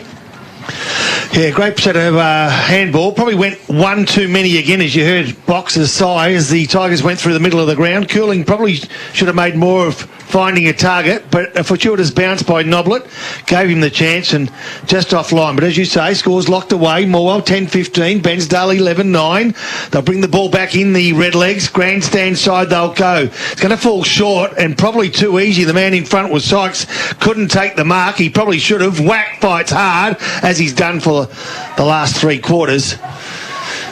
Don't worry, I'm still backing Cooling to be a match winner here and kick a goal in this last 30 minutes. I'm not sure. You just get a feeling sometimes, and I've got that feeling as the ball spills over. He's been pretty busy, this young bloke, for Bairnsdale and O'Connor. He's been good. Goes along the boundary line. Austin overruns it, but he not on his own there. It was overrun by 4 or 5 players as the ball dribbled along the boundary line in front of our Gippsland live commentary position. Opening minutes, final quarter. We'll update you on scores around Gippsland League and also the Mid-Gippsland League. We'll see what we can do for North Gippsland, not quite updating their scores as they should. We've tried to work around that for a number of weeks. Got to be stronger in the tackle. They go inside forward 50. Ball spills out. It's going to have a re-entry again. Nicely done. Quick kick. Gio, top of the square. It's all Morwell. They just need a favourable bounce, and that's... Well, they're going to get it or not. No, they're not. And yes, they do. Gee whiz. And now they get out of trouble as they find Musil at centre-half back. Yeah, and he quickly tried to play on with the hands. In the end, he's now called to play on, gives it back to Jacobson. Well, he got pushed as he kicked it, and he turned it over. Giovi's got it in the middle of the ground. So, decisions and skills, and then that was smothered. Well done by Makepeace. He needs some help now, and he was just overzealous. And he gave away the free quick kick straight back to Giovi. He can square it up. He's got numbers out in the wing. Mooney quickly handballed into McKenna. His left foot raking kick will be a dangerous spot. 1-on-1, McKenna and Carstairs. Drops to the line. Carstairs keeps his feet. Free kick will go the Tigers' way. And it will go in the way of Walsh. Last line of the defence for the Tigers. Kicks towards Whack. Scores locked up here in the final quarter. As Whack plays on, he'll run and draw the handball to Walsh. McCary tries to put pressure. Brown had to quickly give it back to Whack. And McCary closed. Bailey had it. Had to just quickly get rid of it close to the boundary line. Hodges there with Whack. And 80 metres out from Bairnsdale's goal. We'll have a boundary throw-in. 3 minutes into this final quarter. Scott, believe it or not, we've got a final score already in one game in the Mid-Gippy, and it's the match of the day. Ballara, big upset here, 7-13-55 to Tarwin 5-11-41. First loss of the season for the Sharks, and the Tigers try to win this one. Nicely done by Giovi, though. He's a big bully, can work as good. The big ruckman comes in to pick it up. A good tackle by Bailey, and we'll do it again. 22-minute last quarter, Poppy. All right, 4 minutes into the final quarter here. Scores are all locked up, all level. And Wykes and Whack Whack got it to Hodge. Quick kick. Only as far as Whack, though. Handled it in open space. Gets close to the boundary line in front of Randall Stewart and Jai Makepeace. Two great young names in this Bairnsdale and Morwell side. 4 minutes gone, last quarter. Scores locked away, 75 piece. Bairnsdale, right half forward flank. Whack in the ruck, gets front position. Can he get hands on it? Well, went even Stevens, but guess what? A fortuitous knock on falls in the hands of Wykes. He kicks it inside 50. He's been good, the young fella for Morwell down back. And Grant. I speak of Grant, who's got a lot of potential. He's got a good shape for a footballer as they go out of defence and find McDonald from half back. He should back himself with pace. He does, but he takes a bounce and loses a handle, but he takes 2 bounces. 3. Can he draw the player? No, he does, but he kicks inside forward 50. Needs to find a winner. He does. Noblet on the left leg. Should go quickly. He can go, Needs to go quickly. Shades his eyes with his hand from the sun and then plays on, kicks to the top of the square. Has he got a winner here? I reckon he might have. No. Front of the pack, ducking their head, was Bairnsdale's defender, and I reckon it was Preston, but he got away with it, and now the Redlegs get away with it. Out of defensive 50 is Whack for Morwell. Comes in to lend a helping hand for the home side. Yeah, Makepeace squeezed to handle that. Picked off, though, by McKenna. He's able to switch it. It might be dangerous. Hangs a long time in the air. Oh, good strong mark. Andrew Nelson. He stood tall there, didn't he? He had 2 more players either side of him. He needed to mark, otherwise it was going to be nearly a certain goal to Maul. Nelson went short now to Preston, who kicks it out wide towards Logan. And he couldn't quite mark it. Comes to ground. Blew it, gave a handle to Whack. Now they give it to Low Prayers. He just kicks it. Nah, it's going to be turned over. And again, Preston will say, I don't want it anywhere near me. I'm going to barrel it out towards the boundary line and allow my teammate to go and get it. And he did just that, did Nick George. He put it to on boot, goes to half forward. The Tigers have got some numbers. Brown gave it to Hearn. His kick missed the target. Gave it back, though, to Musil. Hearn's kick now to half forward. Front spot, McDonald. And over the back, Byron Vickery, too tall. Why? Ball use, boys. Why would you chip it inside? No. Best option, kick, at least kick to space. Let your little players with pace run onto the ball. You're outgunned as far as height's concerned. And now McKenna from the right half-back flank comes along the line. And he's using the ball well for most of the day, as is this bloke. He's been good. Ethan East goes in board. They've got too much room to move. Charlie Main takes a bounce from outside 50, and he gives it up as well. The skills from both sides pretty poor. Dear. And now Morwell change direction, keep possession, the 1-2. They're going to work their way out, or are they? They do. Out of sight of the ground. The target, I reckon, could be big fella James Jacobson with an injured shoulder. He's showing some courage to stay out there as he finds Walsh. And now from half-forward flank, it's McDonald again. Best player in Grand to mind. His ball use has been pretty good.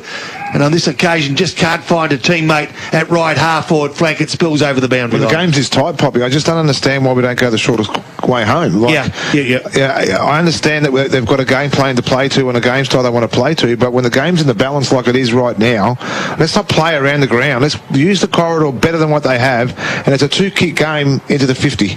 Well, clearly an issue with Tyler Hill. He's not certainly coming back out onto the ground, so that we'll lose some run and drive. I can tell you a little bit about that too, Scott. He did 2 massive efforts here with a smother and then a tackle here before three-quarter time, and he was really slow to get up. So lower back maybe, or you're just saying puffed. Or just not fit, yeah. Well, I don't think that is the case. That's not the case. From the stoppage, well done by McKenna. Left foot kicks a bit of a wobbly one, though, and missed everything. And on the wing area, it trickles on the far side of the ground over. And we're going to have a boundary throw in 8 minutes into this final quarter. Scores are all locked up. He was really struggling, though, to come off the ground at three-quarter time, so there must be something. 10-15, 75. The Tigers, 11-9, 75. Bairnsdale. As we have this stoppage on the far side. Big moments thanks to the Morwell Bowling Club this afternoon. Pot and Palmer night is tonight. $20, that's all. Poppy. You got to pop in on your way home. No sandwiches tonight, Pop. Ball back in. Going to drive slowly home. He's got it to Hodge. You got ran down on the tackle. No free kick. They said play on. Makepeace did well. Gave a handball off. The pressure was good from Bairnsdale. It's Dennison. Left foot kick in towards. It might bounce over the back. And it's just gone the wrong side of the post for a minor score. It's enough for a lead, though.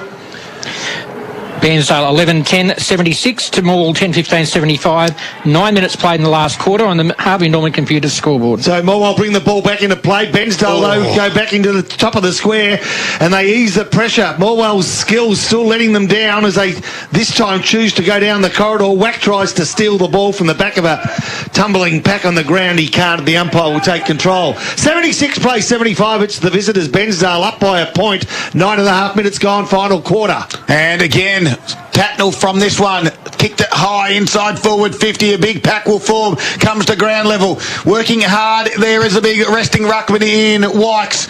It gets out the back. Musil gave it to Walsh. He squares it up to Makepeace. He's got no one on the far side. No. But he played on. It's got to get McDonald. It does get him over the back. What a great fortune that is for the Tigers. McDonald runs the half forward. Noblet will elevate and mark. And in the front spot, Noblet, the argument from Derry comes in.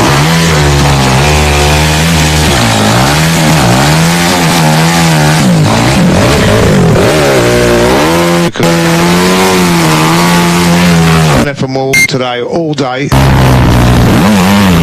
An injury. Big tall from the defender. Tigers, this is the big moment for Moore Bowling Club. As the Tigers in the hands of he has lead. The front. The 1 minute mark of the first quarter, and Noblet's got 3. I know I harped on the kicking and the kicking style of players today, but that was exactly what I wanted to see him do. And he's actually closer to goal, and this time he really wanted to put the ball way over the fence, over to the camber. But what great play there from transition play from Morwell. Started with Tyler Brown, and Campbell blew it, and away it went. And that does take Morwell into the lead. We're at the 11-minute mark of the final quarter. Harvey Norman computer scoreboard has the Tigers now 11-15-81, leading Bairnsdale 11-10-76. Well, the Tigers might be a bit short down back now as Campbell Blewett have to come off there, but they're going to hold their nerve for the moment. Yeah, I think the matchup of Curling on O'Connor's not a bad one. O'Connor's been busy, so a big job for Curling. The ball back in the centre of Morwell's home ground, and they lead by 5 points. Centre break absolutely crucial. And guess what? The Redlegs, well, they thought they were going to win it. They don't. It's going to be Jacobson that goes short. Can he find Noblet again? He can. On the arc of 50, Noblet, there's going to be a runner to his left, and he should use that runner. He does use that runner. No, he finds McDonald. Now, there's no way you'd want this bloke to kick for goal from 45 and a 45. Don't say anything. Except for today. Don't say anything. Just let the kid kick. Well, right? He can't hear us. No, but well, they know. They know it's a commentary moz, okay? So, well, the way he's played today, you're going to have to back him. How many touches today, Paul, for Gippsland Azusa Ute? How many touches? When he kicks this, it's 35. 35 touches and yet to bother the scoreboard. But you know what? He hasn't had many chances as good as this one. Off the boot, he pulls it left. And he gets a score, and every score counts. It makes it a goal, even. So what Moore's momentum's done, it stopped the horn, Paul Carter? Yes. 11-16-82, the Tigers. 1 goal to the better of Bairnsdale. 11-10-76. We've got an upset brewing down the road there too. Sorry, Scott, to cut you off. Well, it's not really an upset. Terrelgan up by 3 points. 18 minutes gone in the last quarter. Huge comeback from this stoppage. Vickery pulls the trigger and goes straight down the middle. Deary took on the tackler, lost the football. Good work though by Mean. Twisting, got a handball away. Overrunning it there was Giovi. Working hard is O'Connor. They can't get it. Quick kick off the ground there on that occasion. Was from Linton. Goes towards half forward. They do well again, do the Redlegs. Tatnell handballs over the top. They need to come in. Here's McKenna. And now it's Campbell. Gave it to Wack, and Wack can square it out towards this man who's been brave. He's had a dislocated shoulder, and that is Jacobson. It's a 1-on-3, and the 3 win. And it is Byron Vickery of the Redlegs as they trail by 6 points. Vickery goes short, missed the target. It was George was the target. He eventually gets the handball, though this will be picked off. Bailey gives it across to Musil. Now he gives a handball to Loprans and gets tackled. He strong enough in the tackle to get it out. Gives to Campbell, and Campbell can handball over the top to Bailey, who snap around his body, and Deary's the only one there. It didn't travel the distance, but he stopped it, and he gave a handball to Nelson, who got it out to Mooney, and Mooney's close to the boundary line, but he's strong enough to get ball to boot. He wants the distance and touch, and he finds it. And we'll have a boundary throw in 90 metres around from the Tigers' goal as they lead it now at the 14-minute mark by 6 points. All right, so here we go. 1 goal the margin, 14 minutes gone. As Scuds told you, the game on the line, season on the line for Morwell, who want to stay in touch with the top 5, and Bairnsdale want to make it back-to-back after a good win last week. Here we go, ball thrown back in, front of the pack, nicely tapped down. It was a short throw in, Ethan East got hands to it, and he finds a teammate he can't, good tackle. I reckon she'll find itself over the boundary line again. Yes, it will. So far side of the ground, 14.5 minutes gone. Keep us up to date with those scores. Can you box her? That's an interesting one down the line. Yep. Terrelgan and Leongatha. Leongatha got plenty out, so have Terrelgan though. East taps it over the back, beautifully done. And that kick was from George in a 1-on-1. O'Connor was good, couldn't quite mark it. Brown was there to swoop on it, square the kick to Makepeace. And he's got Musil on if he wants him, finds him now by a foot and can mark. Run and draw the handball across to the run of Walsh on the far side, hard up against the boundary line. Nice, beautiful kick to Noblet. Go, top of the square, 50 metres out, goes in that direction of the top of the square. Jacobson's been great. Great call, Pop. Exactly right. He had to go, and Jacobson just says, let's just cool the Jets. And how many touches has Jacobson had now? Yeah, quite third quarter. That's when he had a dislocated shoulder, though. This is number 6 for this quarter. Which takes him up to about 18. 18, and he's had a big influence on the game. Presented well. He's got the strapping well. It's not even protecting his shoulder, and he's more. Can it come in? They lead by 6. The margin's extended only by 1, though. And the Harvey Norman Computers Gippsland scoreboard sees the Tigers 11-17-83, and that's a 7-point margin over Bairnsdale, 11-10-76. All right, so the ball brought back in by Bairnsdale, go towards the outer side. Musil punches the ball forward, lays the tackle. Umpire says play on. Quick kick inside 50, looking for Noblet. Out of play in the full. Bairnsdale get another go. No need to panic, plenty of time.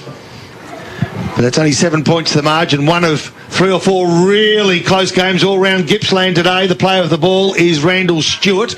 Goes inboard, nice take, good kick. Sam Park played around and paid the price. Free kick Morwell's way. No need to panic again, because guess what? Morwell are going to go into attack. They just need to find a winner on the end of this kick, and they can put the game away just about. Left half forward flank Cooling. Let go of a torpedo boy. Not a chance. No, he'll kick. And can he find the leading player in Noblet? Yes, he can. Good kick, good take. And that could be the goal they need. Noblet's hurt too. He landed heavily after 50-metre penalty. Mark. Yep. So this could just about seal it, Pop. He's cramping young Noblet. He's been a I may have jumped the gun. It's 17 minutes gone in the last quarter, but anyway. It's a 23-minute mark down the road at Terrelgan, and it's still Terrelgan by 3 points. As Noblet will take the 50-metre penalty. So Tarwin might get beaten today for the first time of the season in mid-Gippsland. Leongatha might get beaten for the first time in Gippsland. And Gormandale may win their first match of the year. No, they've already won a game. And Noblet has 4 here. And the Tigers now get out to a 13-point margin. Noblet's kicked 2 in the last quarter. He's been great. And that's Noblet's 4th goal takes Morwell to a 13-point lead. We're at the 17.5-minute mark of the final quarter. And the Harvey Norman Computer scoreboard has the Tigers 12-17-89, leading Bairnsdale 11-10-76. It's 9 inside 50s to 8 this quarter, and Bairnsdale have only managed 1 behind. Spoke a bit soon, Leongatha just got a goal, 3 points up, 25 gone. Thanks to Harvey Norman Furniture, Gippsland the ball back in the middle of the ground. Here's Rob Popplestone on TRFM for Gippsland Live. All right, so an important centre break here. Bairnsdale need to win it. They need to get Sykes' hand on the ball. They do get his hand to the ball. Can he find a teammate? He can, but the teammate was equally as found and pushed off by Sykes. The umpire will ball this one up. Still smack bang in the centre of the oval. Same guy as Wykes. Oh, is that Wykes? I'm sorry. So Wykes, Josh Wykes gets a hand down, nicely done. Austin, he tries to impose himself on the game and has another crack at it. McKenna couldn't quite get a handle. Again, Morwell go forward. They need a bounce from Noblet, who's been sensational. Add some pressure. This bloke's pretty good too, McDonald. But equal to the task was Nelson for Bairnsdale, goes towards the outer side of the ground. Giovi couldn't quite mark it. It's a fight one-on-one. Cooling's out the back. There'll be a free kick here, though. Kick off the ground will go in the way of Makepeace. Quickly handballs across to Cooling, who can run and carry. Drive it inside forward 50 to Noblet again! And they link up again. And the Cooling Noblet Show continues, and Noblet's got 2 in the last quarter. He's got 4 for the day. This one, though, is a little bit harder. Hard up against the boundary line. 50 metres out from goal. He'll kick the ones that he shouldn't kick. You know that, Scud? Well, not a breeze. It's going to affect this kick. He'll have to kick it probably 45 metres in the end. The Tigers have come from nowhere. 13 points in front they are at the moment. Bairnsdale haven't had a goal since the 8-minute mark of the third quarter. As the Tigers have kicked 5 goals. Can they get another one? He runs around Noblet, puts it on its way with a left boot, keeps it skinny. It's a minor score. And they, as Poppy said, all minor scores count. 12-18-90 the Tigers score. They are 14 points to the better of Bairnsdale, 11-10-76. Coming up to the 20-minute mark of the last quarter on the Harvey Norman computer's scoreboard. Kieran Vickery plays on out of full back and runs his distance. Drives a middle. Tatnell marks. Our front spot there was East. He twists. He gets a handball out the back to McKenna. Just barrels one to half forward. There in the front spot. Well done. Tyler Brown and Braden McCary's been a good match-up this afternoon. Yeah, brilliant. But he's been great this quarter, Brown. I think he's been well on top. Brown gets it to Poricali, who gave it a whack. He put him under a little bit of pressure. Hodges there, kicks it out. Here's the other man out there. It's Dennison. Dennison it is. Takes the mark. He's been called to play on. He has to chip it over the top. Looks to be out there is George. He can chip one over to Hodge. He does. They're still outside 50, though, the Redlegs. And that is Redlegs, the same team. They do trail, though. Chips over the top to Vickery, who ran on from the back half. He's a half-back flanker, Kieran Vickery, and he's marked at 45 metres in his forward 50. He'll have to kick it all of 50. And good to see his brother Cooper making the Vic Country under-18 side. He'll represent Vic Country next week. There's 8 from Gippsland Power as Kieran Vickery puts it on its way. And if you don't mind, that's how defenders kick goals. They're still alive, the Redlegs. Kieran Vickery gets another one, and the Horde is back box. Won't be for long, Scud. And look, there's plenty of football left in this game at the moment too, so hopefully Morwell don't go into that defensive mode. Keep attacking the pill that they have for most of this quarter so far here, and a great goal to Bairnsdale, and game back on again. And it is an 8-point margin at the 21-minute mark of the final quarter. Morwell 12-18-90, leading Bairnsdale 12-10-82. Harvey Norman computed scoreboard. And boys, Lee and Gatha remain undefeated. Wow. 3-point winners against Tarragona. So a bit of a heartbreaker for the Maroons just up the road from where we are here at the moment. Is it going to be a heartbreaker for Morwell or Bairnsdale as McKenna comes out, bursts through, kicks to the top of the square, good mark, and it's the young fella again in Grant, Archie Grant. He's been pretty solid through the afternoon. Tyler Brown, he goes towards the outer side, goes short. They just keep possession, and that's LaPraise just outside defensive 50. No urgency from Morwell, a fair bit from Bairnsdale. You'll see they move the ball quick if they can get their hands on it, because they'll need to. A mark taken for Bairnsdale, and off they go. No, play on's the call. Yeah, he's gone, and it's going to be Vickery who gives off, and here they go inside forward 50. Austin over the back. No, nicely done again, and it's picked up by Tyler Brown, who goes short, and the Tigers will keep possession through Musil at right half-back flank. Copland over the shoulder at the same time did Musil, but he's just taking his time. When do you start to slow it, Boxer? Is this too early? Yeah, it's 22-minute mark. I think we've been playing an average of, 27, 28, so... Well, you want to 30s and 31s. They kick it into the middle of the ground. Working hard there is McAuliffe back, going the other way was Deary. Got a handball off to Vickery. Run and carried. This time it is Giovi. Chips the kick. Ooh. Find the target in McKenna. Not quite. He was up to the task. Handball out towards Hodge. Good tackle from behind. Lopez got him. Now Makepeace gives it to Bailey. He quick kick, rush around the body, 1-on-3. McDonald's the one. Well done. He's got some pace. He just wants to get down at the ground level. Can't pick it up. Good work by Stewart to flick a handball out to Preston. He comes back inboard to Byron Vickery. Now they've got some run across half-back. Vickery, Strong's in the middle, missing the target. No. Finding Dennison right in the middle of the ground. He can bring to the grandstand side. Vickery's the target. We'll find him. Turn and go does Vickery. Right foot kick, delivery to the forward in the coach, Austin. And Logan Austin takes the mark, top of the 50. He wheels. He goes from 55. He's gone. Bang, bang. Touched on the line. Rush through, 23 and a half minutes gone. 7-point margin box. Well, now they're starting to throw some players back more to Musil. He's out back. Happen Ryan Hearn out too. But some little bit of worrying signs from all. They just need to steady the boat here. So Brown brings it back into Cooling. Goes along the line. Needs to be pinpoint perfect. Guess what he is? The son of Vanessa. He's starting to lift. As Morwell grabbed the ball. Brandon McAuliffe in front of our TRFM Gippsland Live. Commentary position, inboard he goes.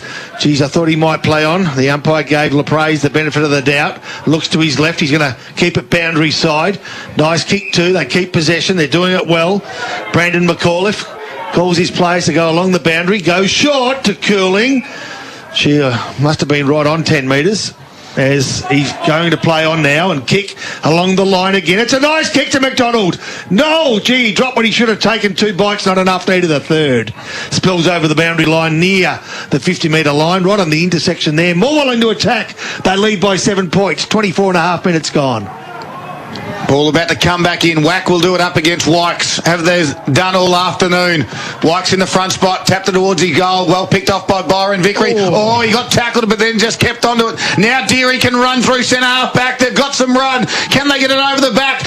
Archie Grant in the front spot. It gets over the back. Here's Kieran Vickery. Runs to 40 metres. Lowers it and puts it down Tyler Brown's throat. On the last line, Tyler Brown. A goal-saving mark. That was a certain goal. That was brilliant play by Brown. 25 minutes last quarter. Kieran Vickery, I don't think realised how much room he had. Yep, he had time plenty to bounce and settle and walk in another 15. The Tigers lead by 7 points. Musil goes out towards the far side, outside 50. Poricali, Hambledack, the Lopez tries to get it towards the boundary. Here's this time it looks to be Mooney out there. Took on the tackler. And we'll have a stoppage, 25, make it nearly 26 minutes gone. We still think there's about 4 minutes to go in this game. I just got an emergency text message that there's a fire station fire in Yalla in New South Wales. Everyone in Illawarra, just be careful. Okay, well, that's awesome. Great for the update. Thank you, Nick Lucchino. Special comment for Carpet Country. As this ball gets to the wing area, Noblet was able to work his opponent but gave away a free kick for holding the man. 50-metre penalty for dissent as well, not giving the ball back. Wow. Only 3 goals scored in this quarter, so we may not get the length of quarter that we have in the first 3. And I tell you what, it's a decent 50 too. I reckon it's 60. And here we go. And the Bairnsdale fan thought they had it for 30. Here's Deary. They have very big blocks in Bairnsdale. They go long, the top of the square, falls down. They need to keep the ball dead. They need to kill it. They don't. And Geary tried to make something out of nothing. This is a scary point. 1 goal the difference. I reckon 1 minute to play, but let's see. Slow it down, slow it down. Well, they go short and went to Grant. They go backwards again to Brown. He can chip it over the top to Bailey. And he slows it up. He's got Musil outside 50 now. He finds him. The Redlegs need to go man on man, and there's a few tired players that aren't doing the work to cut off the options. So Musil is going to get called to play in a moment. 26 minutes have ticked over. 27 minutes, sorry, have kicked over. Down the line they go, close to the boundary. They're going to get a reset again. Quick kick by Mooney inside forward 50. The coach Austin will take the mark. And he's taken it 45 metres out on a tight end. The siren's gone. Wow, hey, there you have it. The score sits. The Tigers lead by 6 points. The siren is sounded. The coach Logan Austin has a kick from about 55 metres. Cannot run around. Cannot run around. And there's an umpire that's gone behind him to make sure he doesn't run around. If he gets the point, has he got the distance, boys? I think he's got the distance. It's going to be a 50, I'm going to say 2 or 3 metre kick. Logan Austin, siren's gone. It's built for this. The coach of the Redlegs. They trail by 6 points. And after the siren, Logan Austin had put it on its way. It's going away from the goals. And it's over for a minor score. And the Tigers have won a thriller at home by 5 points. What a finish. What a game in round 10 of the Alinta Energy Gippsland League. As the Tigers win at 12-13-85. Sorry, the Tigers win at 12-18-90.